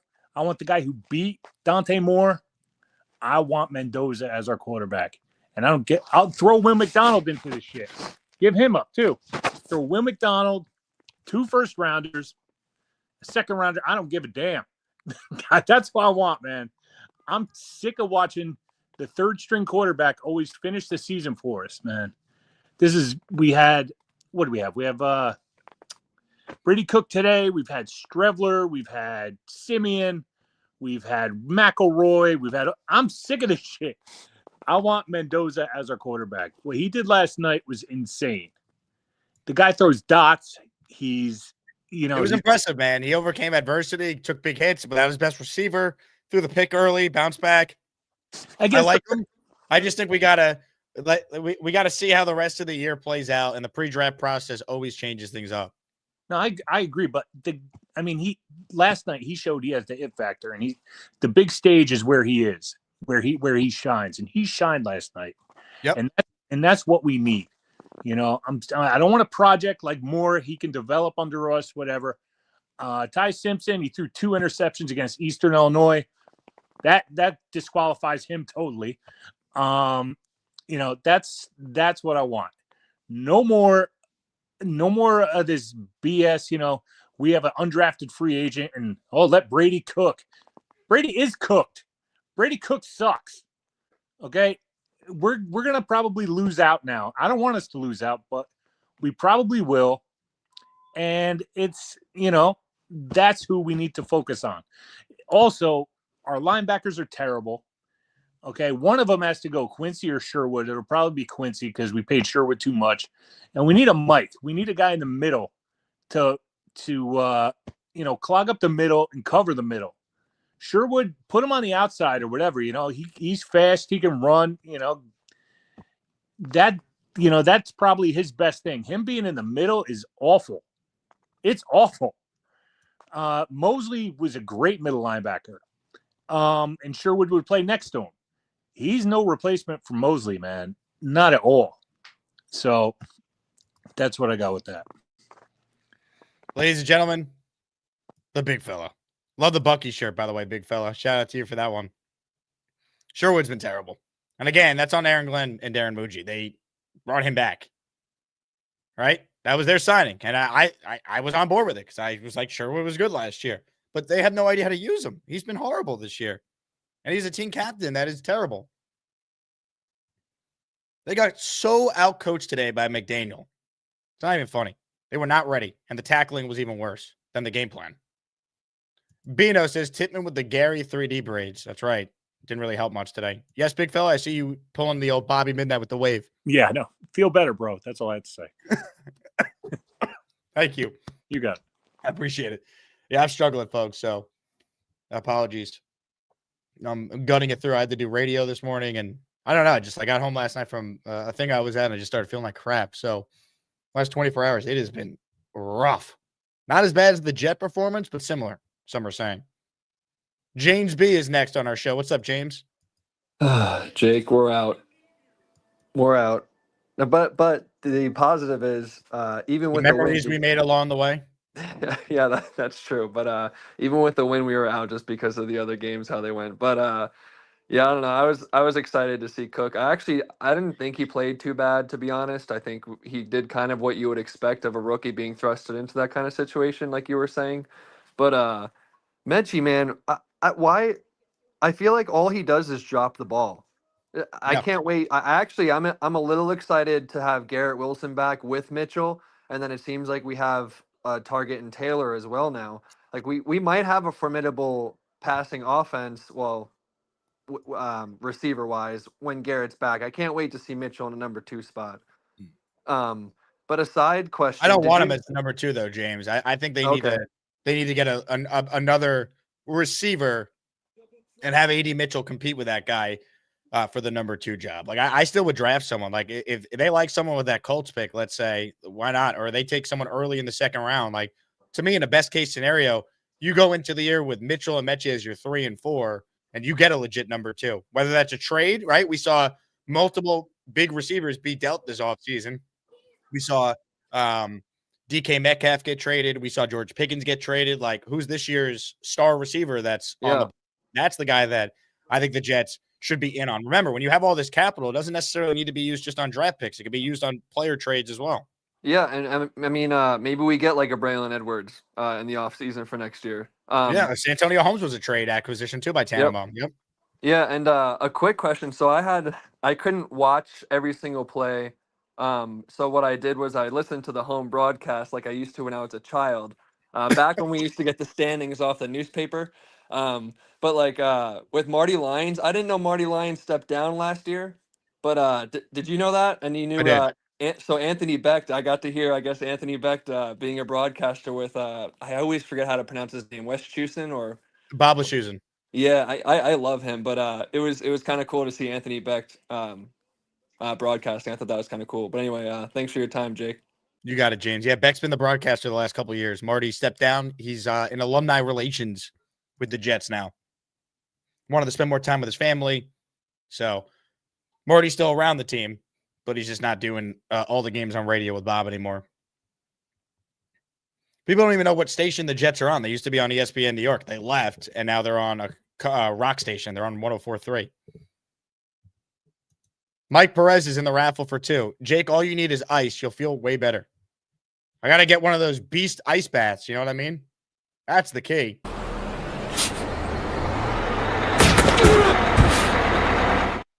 I feel like I was hit by a bus. Paul says 0 pass rush. Look, I like Jermaine Johnson and Will McDonald. They need another rusher. They need someone legit to that room. Edge is a need for this team. It's a premium position. And look, I think Jermaine will be better next year. Another year off surgery. McDonald's too hot and cold. They need a third edge rusher. I would sign John Franklin Myers in free agency and still look to draft someone in the first round or with one of my second round picks. We'll see what happens with, potential trades they make for the quarterback, which is the most important thing. But edge is a real need. I guarantee you, over the next 2 years, one of those first round picks the Jets have accumulated will end up being used on a pass rusher. Guarantee it. Linebackers as big of a need as edge too, by the way. Good thing it is a good linebacker class. I saw Connor Rogers say that, which is good. He would know. All right, more of your outstanding calls right now. Thanks to everyone who's tuned in. Send in a super chat if you want in on the raffle. I mentioned that I was going to gift 5 memberships because right now we have none, and that's just not good enough. So I'm gifting 5 for this great community. 5 gifted memberships. If you get one, you are in the Asmaniac raffle, which means you have a chance to win a Jets Legends jersey at the end of the show. You pick the player that you wanted in. Ladies and gentlemen, 5 memberships by yours truly has been gifted.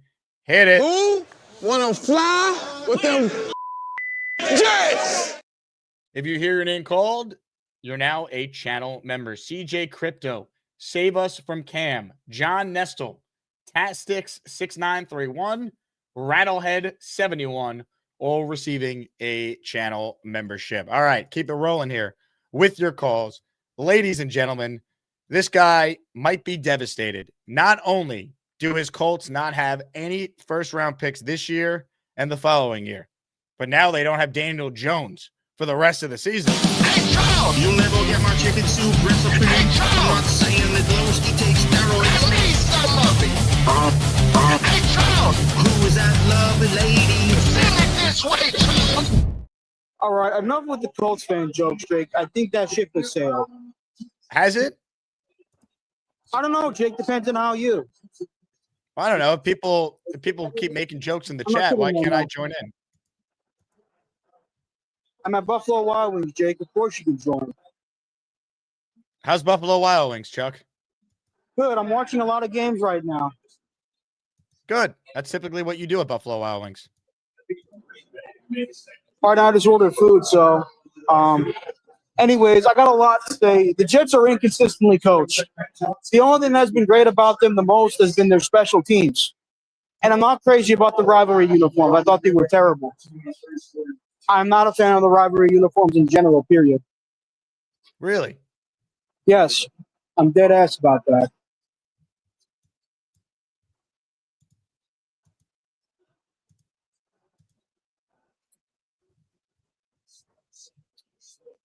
Also, I think Steve Wilkes has to go.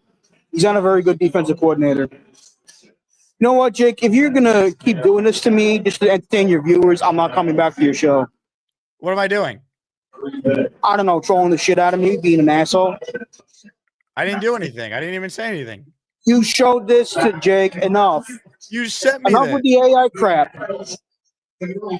Goodbye, Jake. Charles, farewell. Thanks for the 2 first-round picks. Hi, I'm Charles, and I'm going to talk about Spider-Man and movies and sports and video games and maybe hot chicks.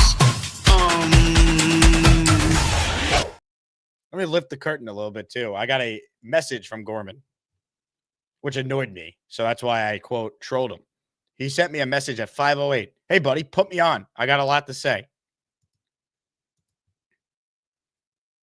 Put me on. Why do you deserve special treatment, Charles? You left this great fan base. See, the Asmaniacs will never leave the Jets. All right? We're not leaving to root for the Colts. Now, can you please be a Patriot fan next? Because the way the Colts have imploded here, if you have that type of effect, I need you to root like hell for the Patriots going forward. I will actually pay you to root for New England. I'll buy you merch. We'll do the Patriots Corner with Charles Gorman every week on the show. I will pay you to be a Pats fan if you have those type of powers. Swamp Ranger says Charles brought the Jets curse with him to Indy. I mean, the best part about the Jets season right now is their draft positioning, especially if Indy keeps losing. That's really the bottom line. Like, the season's a wash. We all understand that. The best aspect of the season now is hopefully a better future because of the capital they accumulated. Time will tell. Beastbreaker wrote in, I'm better than Charles, sexier than Charles, and I'm smarter than Charles. Ladies and gentlemen, it's time for what we call around here for a big sexy off.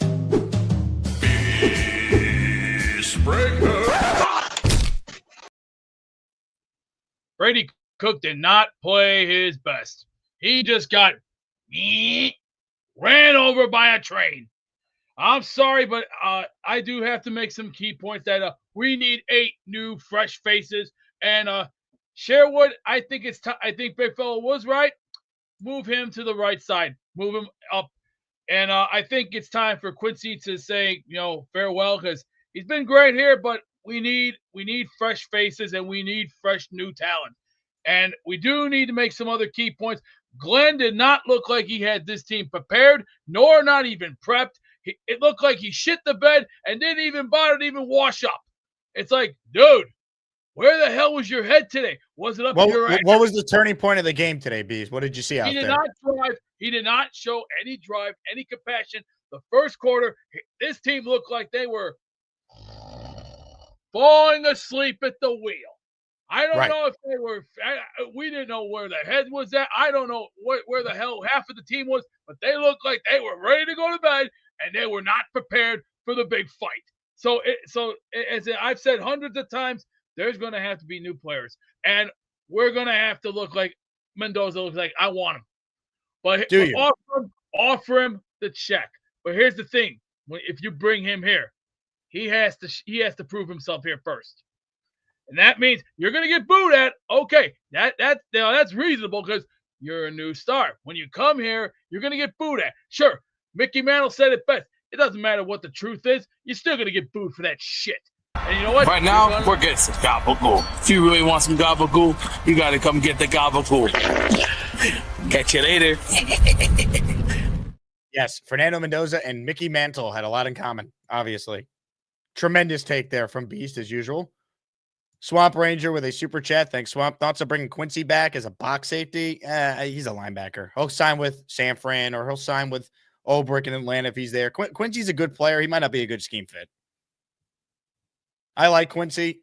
They already paid Sherwood, though. I don't think Quincy's on the team next year. I could be wrong. Maybe he will be. I don't know. They already traded his brother. I'd be surprised. All right, more of your calls. Let's try and get this thing back on track before we wrap up the postgame. If you're on hold, I promise I will get you. Big thank you to everyone who's tuned in as I'm battling through it right now. Flu-like symptoms, whatever, but the show must go on. I'm Black Gypsy. I'm here to set all you delusional Jets fans straight. Your takes make me wanna punch you in the face or kick you in the crotch. When this team sucks, they suck. I'm Black Gypsy. I'm Black Gypsy. I'm Black Gypsy. I'm Black Gypsy. Yay. Mr. Gypsy, how are you, sir? Not bad. Hope you feel better. Thanks, man.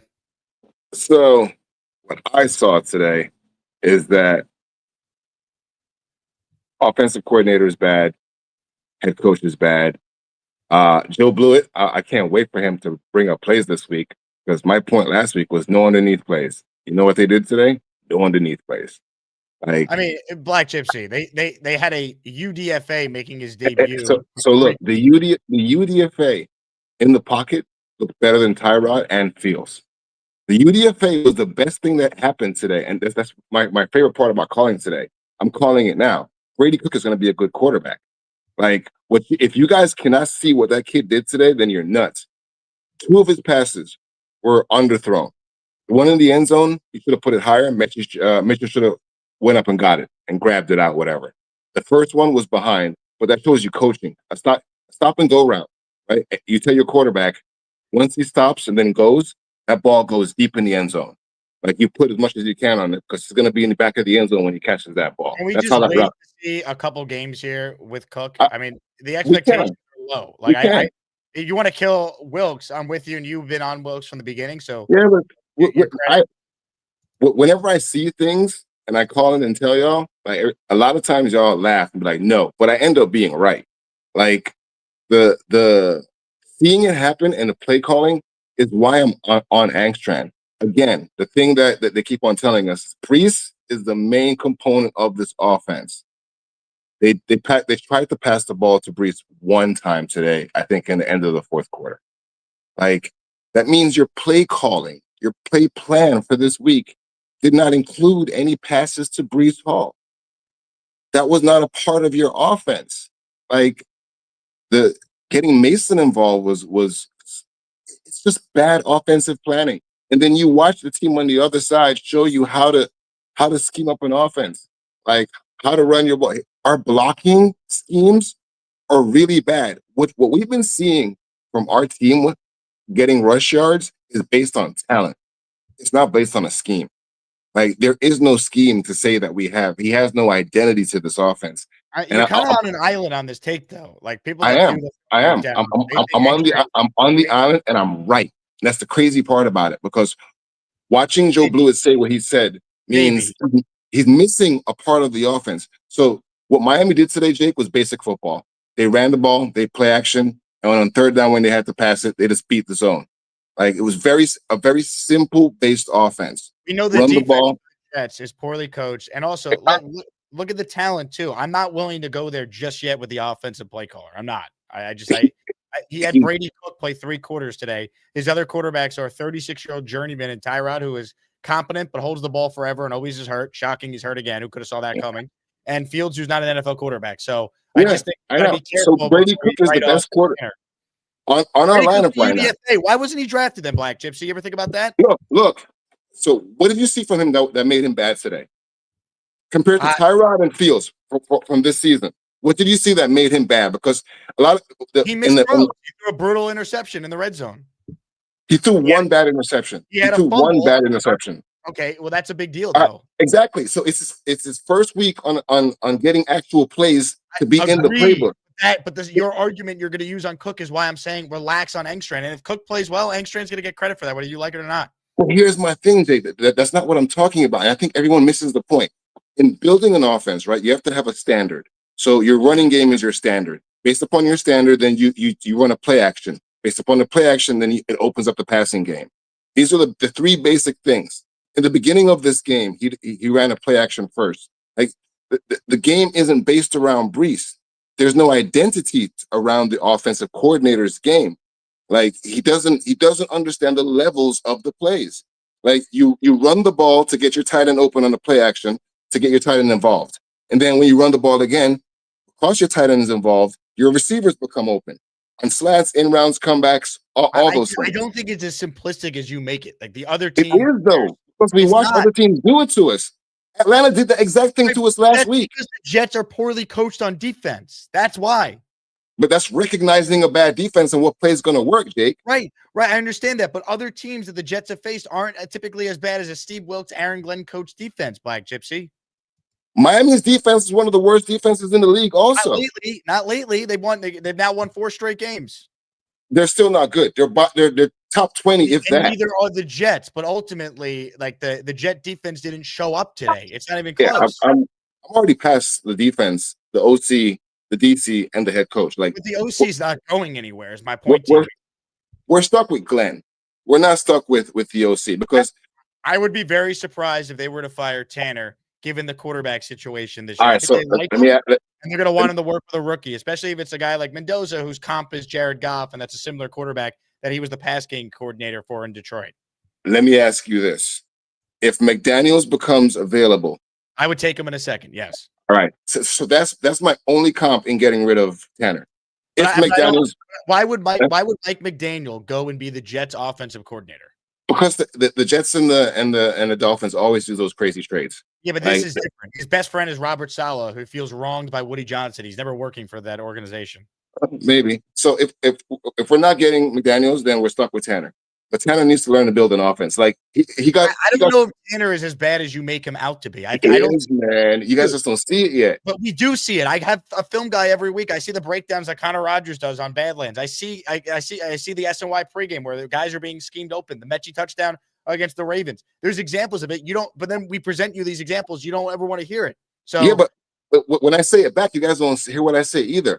What I'm saying, what makes Angstrom bad is the 0 to 10 yard game. That in between, he has no play calls for, which is what we call levels. He also doesn't have a quarterback, though, Black Gypsy. Like, that's got to be taken. Jake, it doesn't matter what your quarterback is. Your playbook is what your playbook is. A simplified playbook is a levels playbook. So why is the playbook simplified? You don't think it has something to do with the fact that until 3 weeks ago, their best receiver with Garrett Wilson out was Allen Lazard? Other teams run simplified playbooks. It's just how you get your quarterback involved. Again, like they are bringing a knife to a machine gun fight. Like it's not an even thing. Like the offense has actually developed a little better the last couple of games until today, where Brady Cook played 3/4 of it cold for his first reps down 21-0. Like they did some creative things against the Falcons and won the game. They did some nice things against the Ravens as well. Like there were guys schemed open against New England, which is why Fields was on the bench because he was missing guys that were open. Like I don't think Engstrom's perfect. And if there was an obvious upgrade, of course I'd be interested. But this to me is a separate conversation than Steve Wilkes. Steve Wilkes has been an experienced DC. He's not any good. Engstrom is in his first year with a rookie coach. We're hoping that since you made the commitment to them, they're going to grow together in their role and improve. If you were putting in a guy today in the middle of the game that's never played, how would you have played the same playbook that Engstrom played for him today? I mean, again, Black Gypsy, I think there were moments today where Cook actually made some good throws and guys dropped it. It ruins your offense when that happens. He did. Like it's apples and oranges. Like either way, like the only thing that let's see how they look over the Final Four. Let's assume it's going to be Brady Cook, which I think it will, and let's evaluate what we see. I think he's going to be a good quarterback, a good backup. Like we have a backup. So next year when we go in there, we have a third already. Like I think he's solid because he plants his feet when he passes the ball. 2 passes were thrown underneath, and that's just coaching. Telling him, like, in situational football, that ball has to be higher in the end zone so the guy can jump up and go get it. Think about what you're getting so worked up about, though. I think we have a backup. Great. We need a franchise. Yeah, but it's one less draft pick that we have to worry about. If we have a good backup going into next year. Yes, in theory, for sure. But, like, we're talking about, like, a late day 3 pick or a UDFA, like, or you sign a third-string guy. Like, what was the contract that Zach Wilson signed with Miami, for example? Like, he's something like that. Like, it's less than $3 million. Like, I get your point, yes, but like this in the grand scheme of things, we have way bigger problems to fry than whether Brady Cook can be our backup or not. We need a new OC. We need a new DC. We need a new head coach. But since we're stuck with AG and Tanner, like the things that I see, we have to talk about because it's part of, in my opinion, how you build an offense, how you design an identity. So when I see it, if I'm the only one that sees it, then I'll be the odd one out and call it and then see if that improves throughout the season. So I just let's see more from Brady Cook than 3/4 before you say he's going to be a good quarterback. And if you think he's going to be a good quarterback, the guy developing him is Tanner Engstrom. That's what Brady Cook himself said this week when we played the sound. So you're going to have to give the OC credit too if that happens. We'll see. I'm not expecting much from Brady Cook. He looked like a UDFA entering a game down 21-0 today, and his teammates did him no favors with the drops. The biggest change they got to make on offense, staff-wise, Charles London's the Jets quarterback coach. Look at his resume. He's a former running back who had been a running backs coach in the NFL and has only started coaching quarterbacks the last couple of years. Why is he qualified to be a quarterback coach? Someone's got to explain that one to me. What are his qualifications to teach quarterback? I need someone that is going to be working with Moore, Mendoza, Simpson, whoever. Like, their job is you're with the rookie. You develop them. The way Dable was all in coaching up Dart, someone has to do that for this rookie QB. And it can't be the head coach because he's a defensive guy, even though he tries to claim he coaches the whole team. He's a defensive coach whose defense is putrid, and he better make a change to his DC.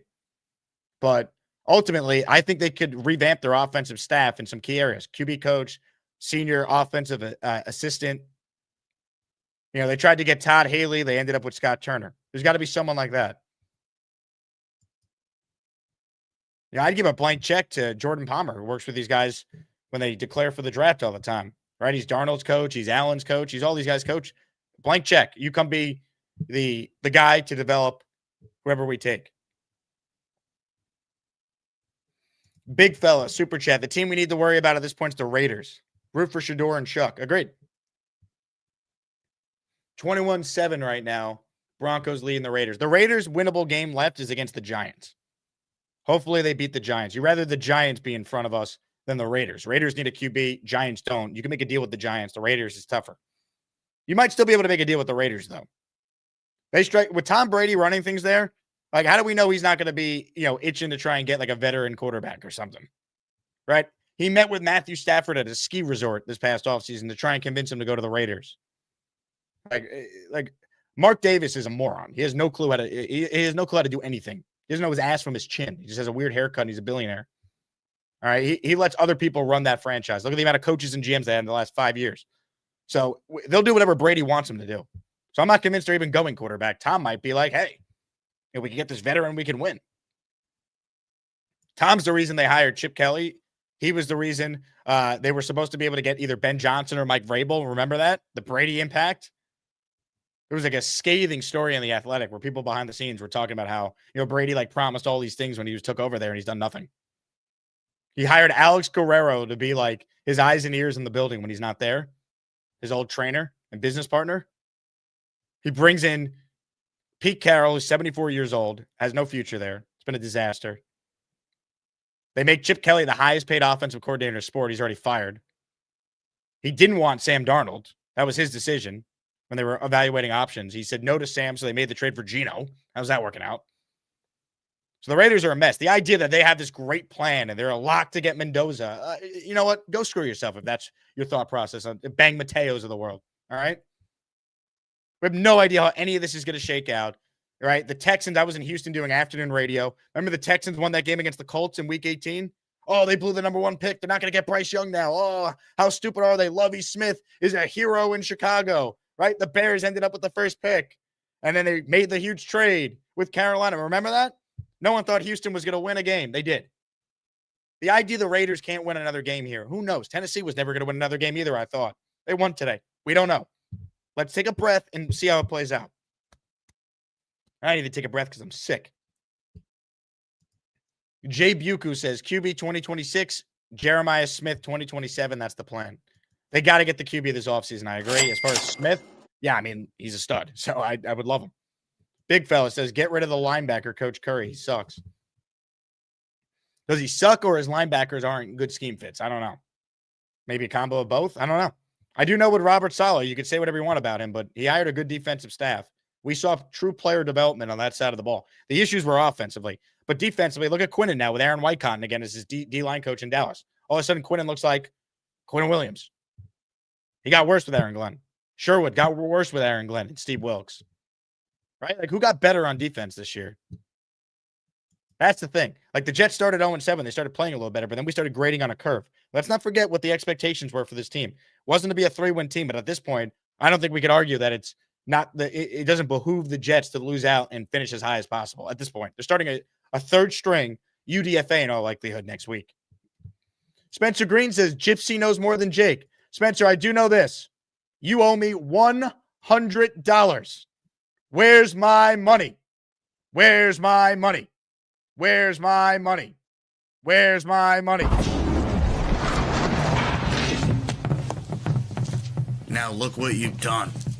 No more protection from the Asmaniacs. Had to pull you out of the chat and cast you down with. I'm just kidding. But where's my money, Spencer? Good to have you back in the chat. But Spencer does owe me $100. But he's a man of integrity. I believe in Spencer. He'll pay. He'll pay. Speaking of men of integrity, ladies and gentlemen, home stretch of our show here. And who knows where this one's going. If Mad Max ain't yapping about jets, that boy, he's jamming. He's standing, freaking dancing, wall smashing. I'm Jake Asman. If Mad Max ain't ever stopped yapping, that boy, he still be dancing. Then call Jake Asman. He got an orange wall. Honestly, Jake, can you guys hear me? No. let's talk about the points from today's game. So I do not agree with Black Gypsy. I don't think Tanner Eckstrand is as bad of a coordinator as everyone thinks. I think Tanner Eckstrand, he's an okay coordinator. He just is handicapped by bad quarterbacks. Like, look at Philadelphia over there with Ken Petula. Like, talk about a trash offensive coordinator. Chip Kelly's the worst offensive coordinator in the league. Ken Petula is the most incompetent offensive coordinator. I'm not saying Tanner Eckstrand is a good coordinator. He's okay, but he's better than Petula and Chip Kelly. What's your thoughts on that, Jake? I think that the Jets have some coaching issues, but I don't know if Engstrand is a bad OC yet. I'm not going to go that far. I don't think he's a bad OC. I mean, he's okay. I think the receivers are open. You got to be positive. Our quarterback play is horrible, and that's why we got to get a quarterback in the draft, whether it's Fernando Mendoza or Ty Simpson. Coaching changes, though. We need to get rid of the quarterback coach. He's horrible. He coaches running backs. Like, why? What? I think Jordan Palmer should be quarterback coach. What's your thoughts on that, Jake? Well, I just said before I would love him as a quarterback coach, so you know my thoughts.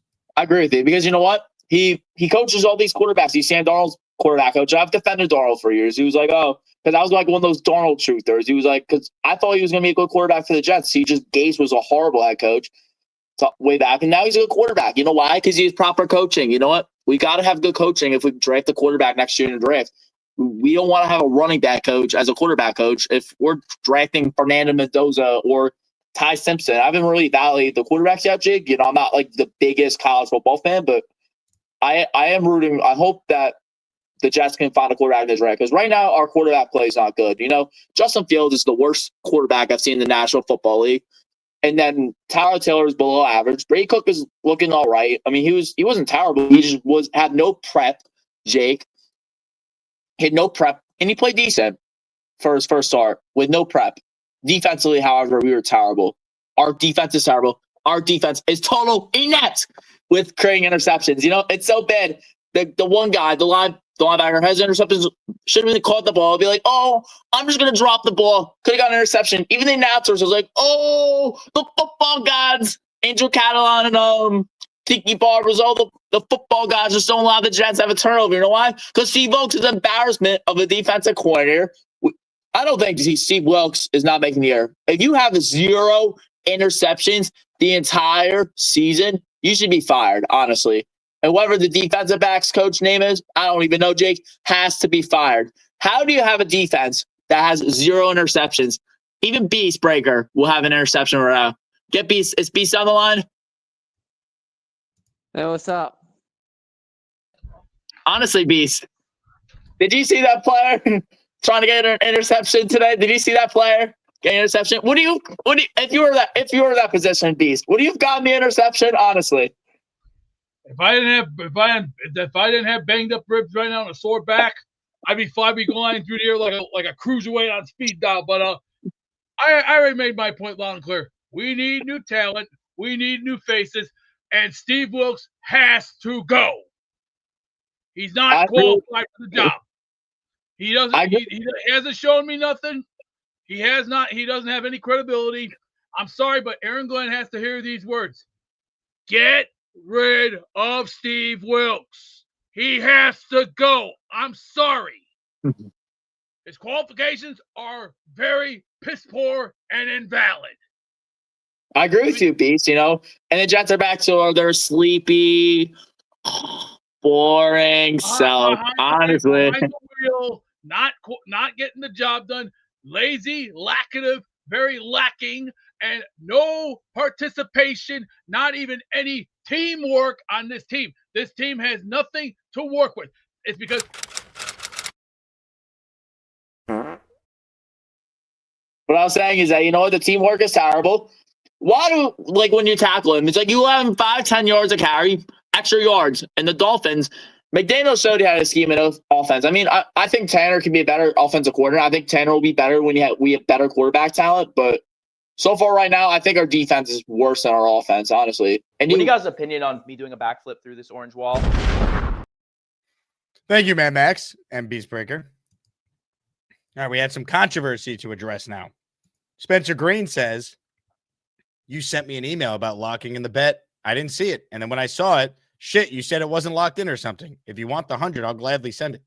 Well, I'll let the chat decide because I think you're trying to get off on a technicality here. Now, it's on me for not wording things better specifically, but full transparency here, folks. I sent Spencer an email 9:47 a.m. the day of the Jets-Ravens game. And for those who missed it, Spencer says $100 he sends me if the Ravens beat the Jets. But if the Jets win, I owed him $700. But I wrote to him, hey, confirming we're locked in for 100 for 700, or was it 750? At no point here did I say that I, was unsure of the bet. The bet was locked in. I just wanted to know if I owed you 7 or 750. And then 11 days went by and you never answered me. You told me that you have finals. You've been working on getting ready for the 4th round of the playoffs. What's up? And then I said, are you ever going to call in and pay up on your bet? Many think you're ducking us. Call in. Sent you a funny screenshot of Nate roasting your ass. Right? And then you told me that you were dealing with some health stuff. So I wrote to you after you told us about the situation in the hospital. Hope everything is okay. Don't worry about the bet, just busting balls. When I meant don't worry about the bet, I meant don't worry about paying me now. I should have said that. So I guess technically I gave you an out, but I'll let the chat decide. I should have said, don't worry about paying me for the bet right now. Take care of your health. But I was on the air or doing something, so I just responded real quick. So he could lawyer me up here and say that this would be evidence that I gave him an out. But I don't know. I was just trying to say, like, hey, take care of your health, man. Like $100 is not that serious. I'm not, worried about living on the street if I don't get it. But I think I gave him an out. So I will let the chat decide, Spencer. Would I take your money? Gladly. Who wouldn't want $100? All right. I got to go buy some Advil and Sudafed and other concoctions. But that's what happened here. I said, confirming we're locked in for 7 or 750. Not that I was reneging on any bet. I just wanted to know what I was going to owe you because I was going to pay you right after the game should they won. So hopefully I was as transparent as I need to be. Let me read some stuff from the chat. Mike says, I believe in Spence. He's a man of his word. Curly says he owes you 100 because if the Jets beat the Ravens, he'd be super chatting in all caps immediately. I do agree with that. Anthony says that's bad business, Spencer. Tank says, let it slide. Leon says, Gorman's catfish is more trustworthy than Spencer. Oregon says, imagine selling your integrity for 100. Sonny says, pay your bet, pal. Oscar says, Spencer doing this as a lawyer is wild. Tom A says, health issues. I actually think Spencer was in the hospital. I'm not questioning that. Where I went wrong was I should have said, don't worry about paying me right now. Take care of your health. I'm just messing with you, which I was by sending him the screenshot of Nate, but he is a lawyer. So if he wants to lawyer me, I guess technically he doesn't owe me $100. But to read back his comment that he said, you sent me an email about locking the bet in. Yeah, I wanted not locking in. We were locked in. I was just confirming what I owed you if you won the bet, which you didn't because the Jets were never going to beat the Ravens. But anyway, Renzel says, don't worry about paying me right now. Doesn't mean the bet is off. Gator says, the delay was alarming. Can he explain the long delay? I don't know. That's up for Spencer to decide. I think Spencer's a man of integrity, so I'm not trying to assassinate the man's character. But the chat has other opinions. And I don't speak for the chat. We have freedom of speech in this chat. Unless you're Bang Mateo, then I'll just time you out because you piss me off to no end. Big fella writes in, Judge Barbarossa needs to rule on this. We do need Barbarossa's ruling. All right, let's get to your last couple calls here. Appreciate everyone tuned in. Let's go to Bob, who's next on the show. What's up, Bob? Bob's always on with Boy Green every week. Hey, Bob. Hey, how are you, Jake? Good afternoon. What's up, Bob? How's everything on your end? I got a couple of things that's been talked about. First of all, when they hired Steve Wilkes, my first reaction was, wait a minute, didn't he get fired the day after the Super Bowl by San Francisco a few years ago? I don't know if it was the day after, but it was like right away. It was the day after. Was it? Yeah, it was. I mean, he was one and done there. There's no doubt. Yeah. So, I mean, and he's had a lot of one and dones. Secondly, the linebackers, we heard all last offseason after they hired Glenn that we heard all last year about Glenn and linebackers that he liked guys with heft.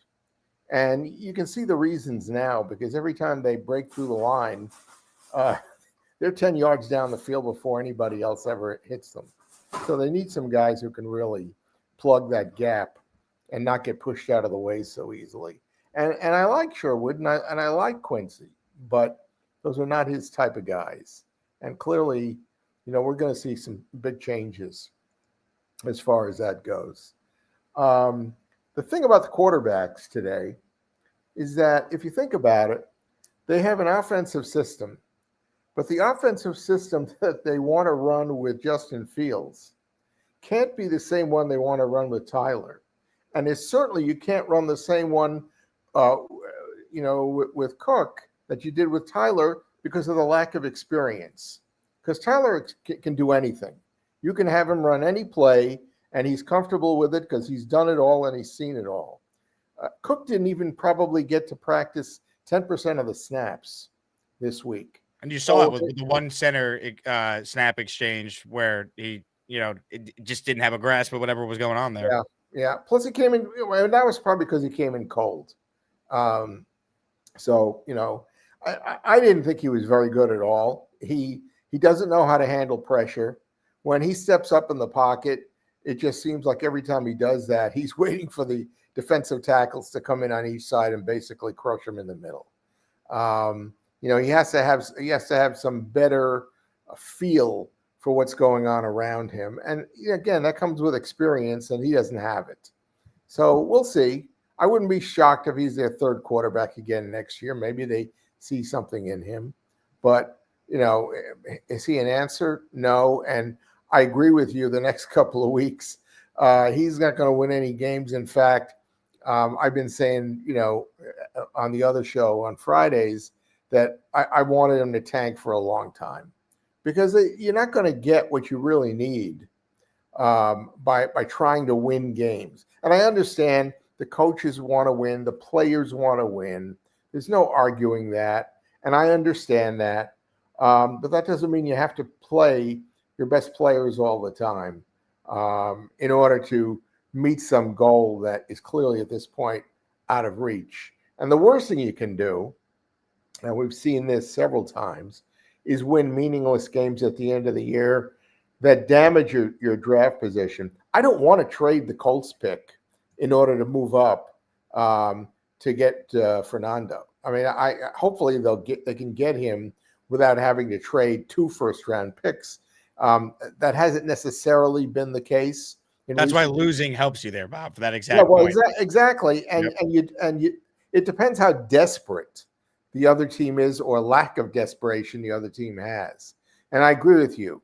I'd rather deal with the Giants than deal with the Raiders because, the Giants have specific needs that, well, some of them mirror ours, but clearly they have a quarterback. And I also think our general manager can outsmart them. I don't know how well or how easily he could outsmart Tom Brady, who's probably the ultimate decision maker out in Las Vegas. So I'm not surprised. I mean, I am surprised they got blown out so easily and so quickly today. And, it's the defense. There's no argument. It's one thing when the defense moves down the field. When the defense moves down the field and there isn't any jet defender within 10 yards of them, when they throw the ball, that's pathetic. They get faked out on the same play action that we saw the first time these two teams played. And again, like some of the progress we were seeing from the defense, like, all right, like the bar was pretty low. I mean, they were on pace the first 6 games of the year to be the worst Jet defense ever in points allowed. So they've been better, but they still don't have a takeaway. They dropped a bunch of them today they could have had. And the tackling today, to your point, Bob, horrific. And they got faked out on every play action. The entire the only defense I can give is that they've obviously in the defensive backfield had a tremendous number of injuries. And so they're slotting guys in there that have barely learned anything about the defense the Jets want to run. Yep. And just saying, hey, okay, go in and play free safety now because, we need someone to play free safety.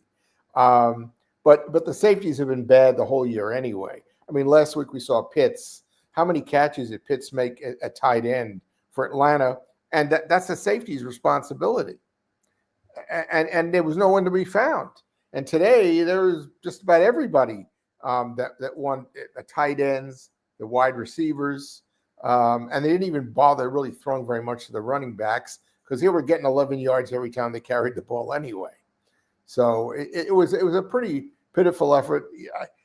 I know you're a big critic of Glenn, and I'm not in love with the guy, but I'm willing to give the guy a chance because I think when I hear him speak, that he reminds me a lot of Parcells.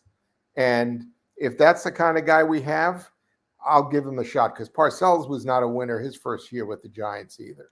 So I'm willing to give him that chance. I want him to bring in his kind of players. And let's see what else can be done. Muji, I think, has done an outstanding job bringing in not guys who are going to be starters like Briggs and Mitchell and Michi and such, but guys who are going to give him some depth rather than marching out some, again, undrafted free agents. Well, I mean, last year, all the defensive tackles and defensive linemen that they had, they were backups, were undrafted free agents. They didn't even bother to try to get any veterans. And the kids, did what the kids could do. We need to get some solid starters. We've got some backups now. But I agree with you totally about the wide receivers, too.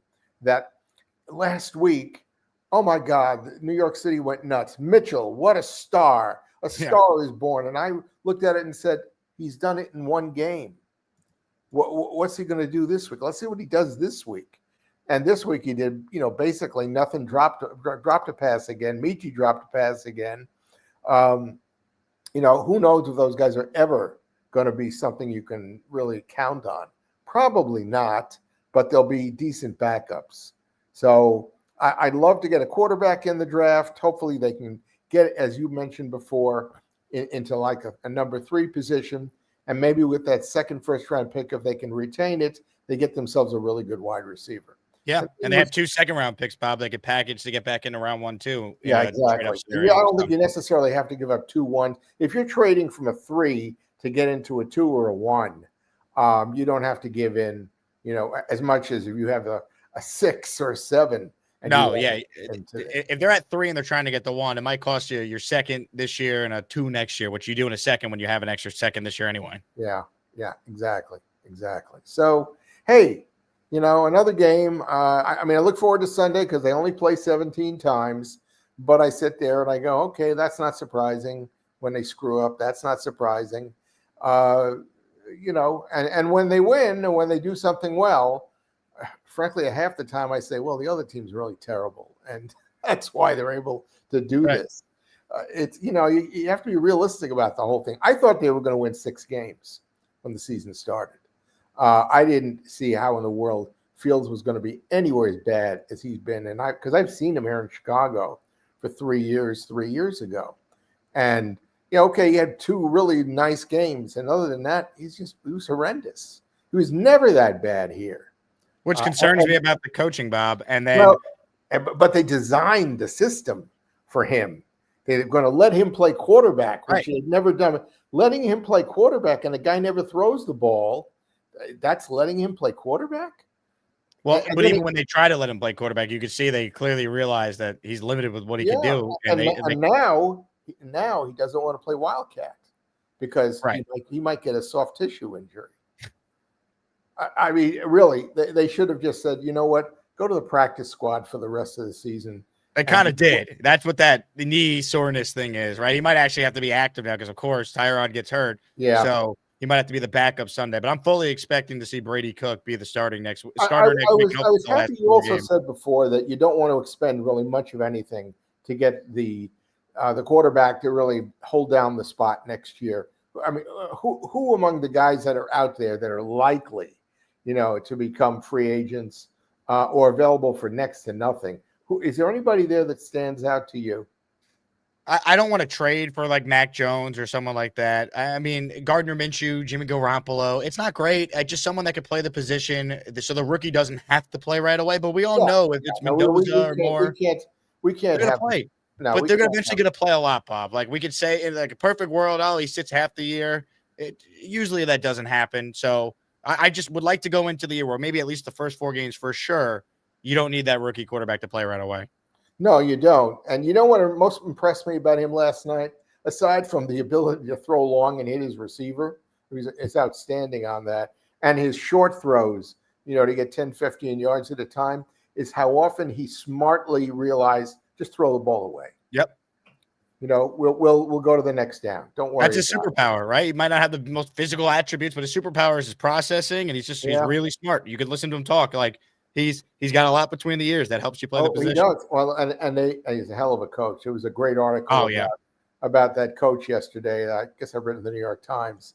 Just he's a winner, and that's all he cares about is winning. That guy should be a pro coach somewhere, but he's probably smart enough and he's old enough at this point where he's never going to do that. Well said, Bob. Great call. Call him more. All right. Great call. Thanks for the invite. Take care. Have yourself a good week. You too, Bob. Appreciate that. Kirk Cignetti, I think the job he has done the last 2 years at Indiana, 2 of the most impressive years you'll ever see from any coach at any sport. He's 24-2 at Indiana. Indiana football. They have the worst winning percentage in the history of FBS football. They haven't won an outright Big Ten title since 1945. He shows up and he says, Google me, I win. And he actually backed it up. It's like Rex Ryan on steroids, the type of trash talk Cignetti came in with. His players love him. He had a bunch of 3-star transfers that came with him from JMU. And he's 64 years old. This is not like a Sean McVay type, like young 30-year-old, boy genius coach. He's paid his dues. He's been around. Any team with an opening in the NFL is going to have to check in on Cignetti. I don't know if he'd leave. I don't think he should leave. He's building something special at Indiana. He really is. You got Mendoza to transfer there, and look what he's done with him, taking his game to a new level. He is a phenomenal coach, man. I mean, that guy is something.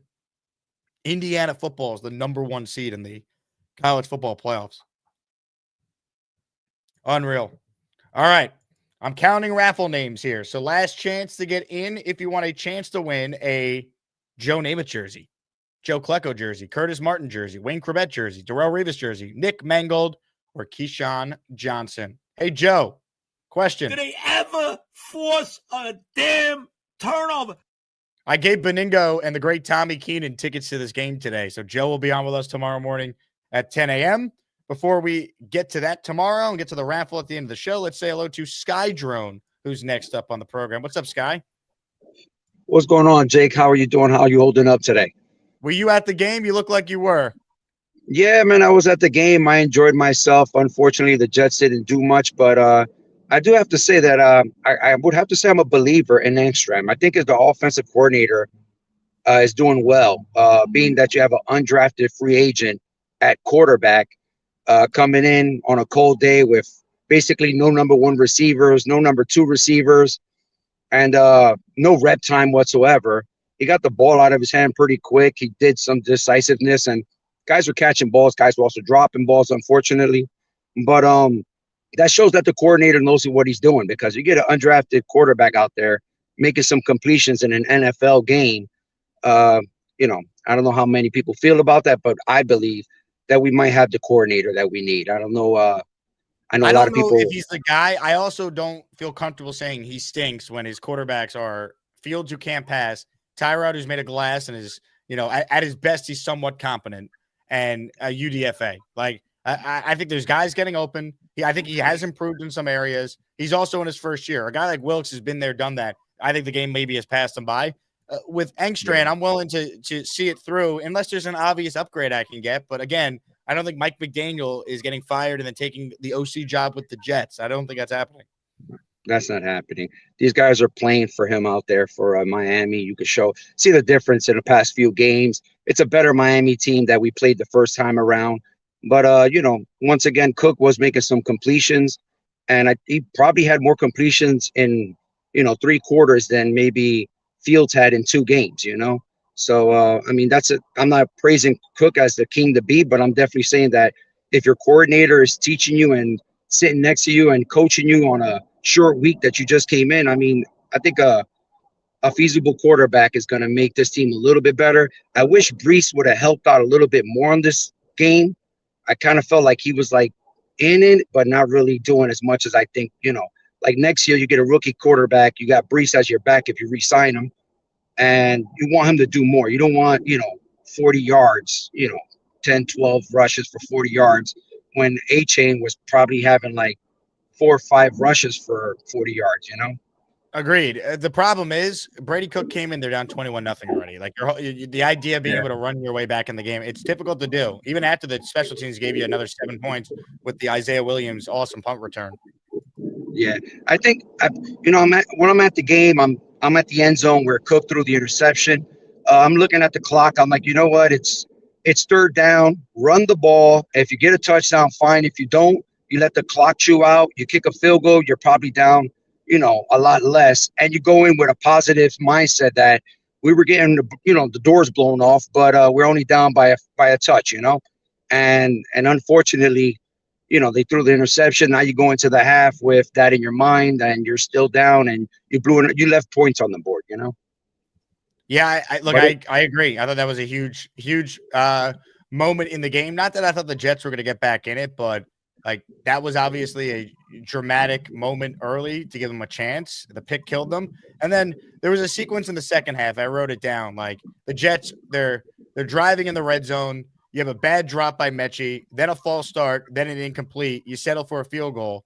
So instead of, it's 24-17, that sequence there, it's 24-13. That was the closest they were going to get in the game today. Like the game was probably already over at that point, but it's that type of stuff that just can't happen. And that's the sign of a team that's just not good. They're poorly coached. The Mechie drops killed them. That was a touchdown. And, then penalties, boom, shoot yourself in the foot, cost yourself 7 points. Yeah. And, they had no shot, to be honest. I was at the game. Linebackers are just they're flying to someone who's going to block them. They can't shed a block for the love of God. You know what I mean? It's it's crazy. Like when you have your middle linebacker, I'm so used to seeing good linebacker play. And you get a middle linebacker that just gets pushed and mauled around all over the place. It's tough to have a guy like HM running up the middle, and he's not getting touched at 3 or 4 yards. It's 3rd and 5th. And he'll get 6 yards before he gets tackled. I mean, where are you going with that? It's tough. The defensive coordinator most likely is on his way out, unfortunately for him. Let's hope today's the nail in the coffin that if we had to live through this game, it was the nail in the coffin for Steve Wilks. When Nick Shine called in the other day during his weekly spot and thought that Wilks was going to be back next year. And I'm like, whoa, we can't take anything seriously Aaron Glenn does if he allows his DC to be brought back. So hopefully today was the nail in the coffin. And there's a major change on that side of the ball going into next year. Yeah, I even yesterday I stood watching all the college footballs just to see what's going on with these up and coming stars. I mean, you already know more or less about them, but I think you hear Mendoza's name a lot. I don't think Simpson played too good yesterday. He looked suspect in a way. Obviously, Sims and Mendoza's the 1 and 2 punch coming out of this draft. If the Jets aren't really interested in either one or can't get to either one of those, then they're probably going to have to settle with a Jimmy Garoppolo or maybe do a Kyler Murray, which I'm not a fan of.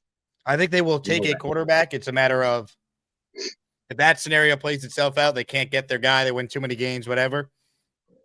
Back in round one of their second round picks, like what the Saints did with Chuck. But I think that is a very risky strategy. If you're Glenn and Muji, you're not guaranteed another crack at it in 2027. If you go out there, if you win 3 or 4 games this year and you win 5 or 6 in 2026, all right, you have 11 wins through 2 years. You're definitely getting year 3. I would fire them and then say, hey, new head coach, you got 3 wins. Pick the quarterback you want to work with. Let's go. You know what I mean? There's just too many things that Woody can decide on. It's too risky for them. You can't start 0-3 next season and expect to keep your job. I think that's not going to happen. Yep. It's just 100%. You took out some pieces with Sauce and Quinton to establish the firepower, the ammunition, try to get your guys in. I just don't see several of the linebacker players a little bit bad. You probably lose Quincy. I don't know if you can re-sign Quincy and maybe shift Sherwood over to the weak side or something, but it's definitely looking a little tough for the Jets on defense, especially. I did comment one time, maybe go quarterback with one and just, go all defense with everything else, unless on free agency, for some reason, you splurge and you go all out like New England did and start getting a lot of pieces on defense. 100%. Look, to me, they spend money in free agency on the defense and they address the offense with their picks. Quarterback, receiver, center/guard, depending on BPA, how the board plays. Tight ends. I'd love to get another big tight end. Run 12 personnel. Ruckert is fine as tight end 3. Give me Mason Taylor and the best tight end this year, whoever that is. There's options. Load up on offensive players. That should be the approach. Ladies and gentlemen, it's almost raffle time. But first, we got some gifted memberships to get caught up on. Like Jeffrey C., who just gifted 1 channel membership. Let's go. And we have our first 5 spot of the show that's not from me. Anthony Logerato. You know, I wanted to jump up on you, asshole. She's very attractive. I wanted to jump up on. It's becoming a trend. 5 raffle tickets. KZYT taught you. Rich D. C-Bull. 07 Flavian, Paul Nielis, all receiving a membership from our guy, Anthony Logerato. All right, folks, I'm gathering the raffle names, but I have a short clip that I'll play to pass the time. And then when I'm done, I'm going to spin the wheel. So this is truly your last chance to enter if you want to win a Jets jersey or enter the weekly raffle for the 3 signed items, including the Namath helmet on Tuesday. Ladies and gentlemen, sit back and enjoy Charles Briga at their very best. Fuck you, Dave Briga. Whoa! Anyway, about little Chucky, I know the guy has problems, okay? He needs to check up on his language, number one. He can apologize all he wants, okay? My apology is this, Gorman. Get a job. Fuck you, Dave Briga. I've been a Jets fan all my life, and I put up through good times and, a few good times and a lot of bad times. So I really don't appreciate guys that just pick up and leave and become Colts fans, who, by the way, were our opponents in Super Bowl III that we beat. Fuck you, Dave Briga. You know what? He's got to grow up. There's a point in time in a man's life he's got to grow up and use the proper language, okay? So don't speak to me in that manner. That doesn't bother me as much as you being jobless and being a fraud fan and trying to come back and being a Colts fan. Fuck you, Dave Briga. I could care less what Dave Briga said. He's done nothing but say negative comments about me for months. He's been bitching, complaining about me not having a job. So I don't need this bullshit right now. Why did you block the big fella? That's between him and me. Hold on a second. When you got catfished live on the air in Asmaniac Madness, I know what he did. He spent $200 of that $800 that we gave you. Unblock him immediately. That's ridiculous. He had your back at your lowest moment in the show. But there's another part of him that I don't like. Oh, he left. He just left. You're a coward, Gorman. How dare you? Hello? People want me to pack my bags and leave. Well, I'm sorry. This is America, and I'm staying right here. I pledge allegiance to the flag. You damn right. What don't you like about me? I'd rather not discuss this in the public. I'd rather us discuss it on Discord. I bust balls and stuff like that, but I've always tried to help you, no matter what. I appreciate that. It's not because I don't like you. I'm a big boy. I can take it. So Gator says that you're a douche-faced, chicken soup eating, jobless trader with a bad haircut. Now, this would be an example of Gator trolling you because he's just messing with you. Don't take this seriously. We all joke around in this thing, and I've always tried to help you, and I'm trying to help you now. Unblock him, Charles. I'll do it right now. He has subscribed and unsubscribed to my channel like 4 times in the last 2 months. Well, I'll get an alert, I'll see the name, new subscriber. Like, oh, Charles Gorman. That's interesting. I thought me and Charles were friends. Oh, I gotta do some soul searching. One of the people said I need to do some soul searching. J-O-B, job. What a week on the Jake Asman show, for those who missed it. Holy hell. Holy hell. Black Gypsy, who had a controversial call earlier, always rocking with us. I need some more of that chicken soup. I thought that was a Jet Champ, Black Gypsy. My bad. Either way, great drop regardless. He's in the raffle for 1. What else we have here before we get to this raffle? We have Bino checking in. He's in there for 1. We're counting the $5 super chats now. Jacob, we need Tennessee or the Giants to end up at number 1. If we don't, raffle this one for Briga. W2 or STFU. Bino, you are in for 1, and we'll put it under Dave Briga should you win. Again, a lot of football to be played. What's interesting is the Raiders play the Giants, so there's a path for the Raiders to hopefully win that one. Because the Giants there are a mess right now, obviously. So are the Raiders, but I just think the Raiders are going to win another game.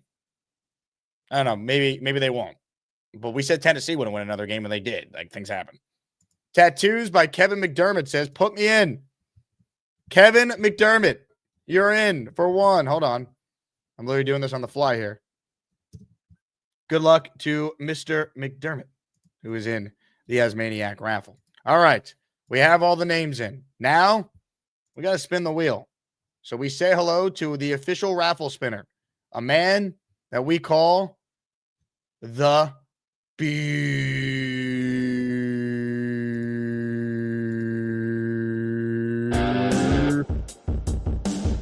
Are we ready, ladies and gentlemen, for the wheel to be spin? It is time. But before I say that, Jake, tonight after the show, go get yourself some Theraflu, some Vicks, and some NyQuil, and get better soon, champ. Because you'll look exhausted. But thanks, get better Pete. soon. Now, enough about that. It is time to spin the wheel of champions. It's time to announce the winners of the weekly Asmaniac raffle. Let's spin the Jake Asman Show Wheel of Champions and find out which Asmaniac is winning an epic prize. Here we go, folks. If you win, it's simple. You email me your name, your address, the Jets legend you want the jersey in. Keyshawn, Mangold, Revis, Corbett, Curtis, Klecko, or Broadway Joe Namath, and we send you the jersey. Ladies and gentlemen, the rules are simple. If your name gets red on the wheel, you got yourself a chance at Asmaniac immortality. If you don't win, you're automatically entered in Tuesday's weekly raffle. Thank you to everyone who supports the show, the super chats, the gifted memberships. It wouldn't be possible to do it year-round without you, so you guys are the best. All right. Let's give away a Jets jersey right here. Right now, your winner is...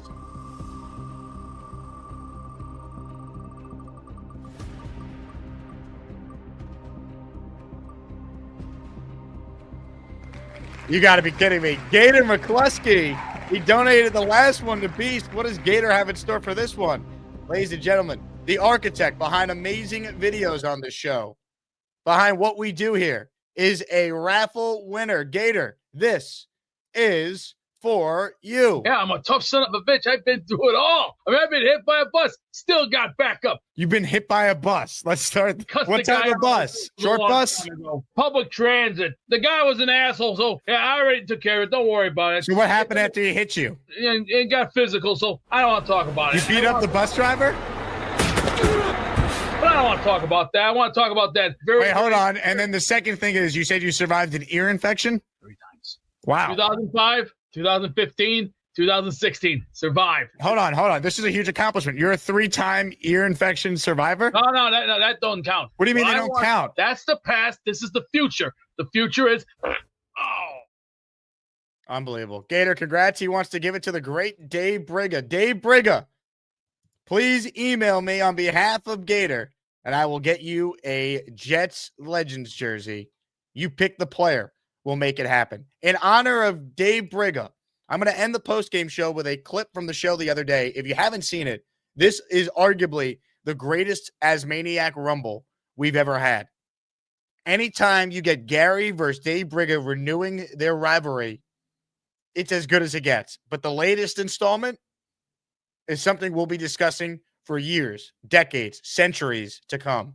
Thank you for watching. I wish the Jets didn't suck, but at least we have the best fans in sports. Please like the video, subscribe to the channel. You guys are the best. I'll talk to you guys tomorrow, Beningo at 10 a.m. Enjoy the greatest Rumble, some are saying, in the history of the show. Ladies and gentlemen, go Jets. I don't think people walked on the moon. Right? Explain this then. Yeah, you were there. Half the other calls call in and tell Charles to get a job. But if I tell a woman to stop being loud, get a husband, and stop being a hoe, I've crossed the line. But telling Charles every day, he knows he's fully aware that he needs a job. But I just wanted to go back at Briga. He's my least favorite person I think I've ever spoken to. And I mean that in a real way. How's it going, Dave? You're far from extraordinary, my friend. You reach final ball levels calling me worthless, okay? Of no value. That's all I can say. Just to clarify, of no, but by worthless, I meant of no value. You're a valued person. All you do is condemn people. I don't condemn anyone. You condemn everybody. Who did I condemn? Everybody all the time. You're on there condemning a single person. That's one lie. Continue. Hey, don't ever call me a liar. Fat mouth. Don't call me a liar, fat mouth, okay? Hey, I'm 32 years older than you, and I don't fear you one bit, buddy. You shut your mouth about me. You call me worthless. You crossed the line. Conversation. This is going to You're an idiot. This guy doesn't listen. I'm listening. Go on. I'm listening. Talking. Spout it out, bird brain. Shut the hell up. If you want an answer, shut your mouth. What's your question? What's your question? What's your question, I don't bird have a question. You asked me a question, you retard. This is You're a retard. You know what? I'd like to knock your face out of that wall. I don't care What you is think your about daily anything. activity? What do you do all day? What do you do all day?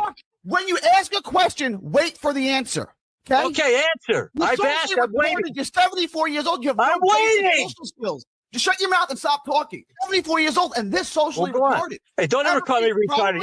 Hey, fat face. Don't call me retarded. Stop talking. You're 74 years old and no one ever taught you how to have a conversation? It's amazing. You're just a provocative person. That's all. So is Jesus. Don't compare yourself to the Lord. You're far from it, my friend. I'm like Well, okay, that's great. Are you born again believer or what?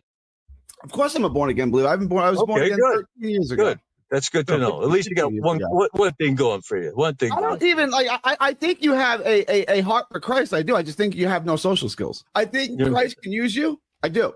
I think you have. You know exactly. You know everything. You're a man of great value. The man that knows everything. The man that corrects people. The man that condemns people. The man that takes scriptures out of context on a daily basis. Bobby to get a job. You do that all the time. That's what they need. They need to have. Why does Charles? Why? What says who? Charles. Did you see the language this man used? If Charles wants a job bad enough, he'll get a job. He doesn't need you to hold his hand. I'm not holding his hand. He needs to be productive in life. I don't know what Charles does all day. I have no idea what he does all day. I don't know what he does. Probably nothing, you know. Charles. Charles is a grown man. He's not 16. He's a grown man. He knows what he needs to do. He's not a grown man. He needs to grow up. He's 32 years old or something like that. He's 32. That doesn't mean he's grown up. Yeah, he may be sized up, but he's not mentally sized up. If he wanted a job, he could go get a job. That's what they're trying to get him to do. That's all. He doesn't want to do it. But he has to try. He's just wasting his life away.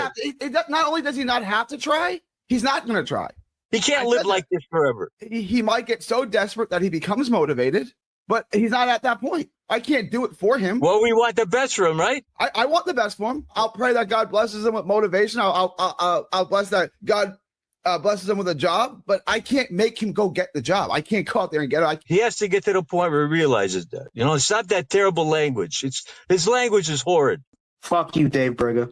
All right. Well, we don't have anything else to talk about. So from the mouth comes an overflow of the heart. Well, there you go. Not you. You don't have a potty in your mouth, but people with a potty in their mouth have a sewer in their heart. Well, yes, everything comes from the heart. So, all right. Well, take care of yourself. Dave, be good. God bless you. I do think you have a heart for Christ. I do. The Lord put it there, not me. I agree. It's all by the grace of God. So sin that remains, penalty's been paid for, dominion no more, but the sin remains. Okay? God bless. God bless everybody. Come to Christ. Ladies and gentlemen, the winner of that Rumble had to have been Jesus Christ, right, Nick? Oh, hi. Jake wants me to ask you to click on the like button. That's right, Lane. And if they don't subscribe to the Jake Asman Show, this team may never win another game. Let's go, Jets.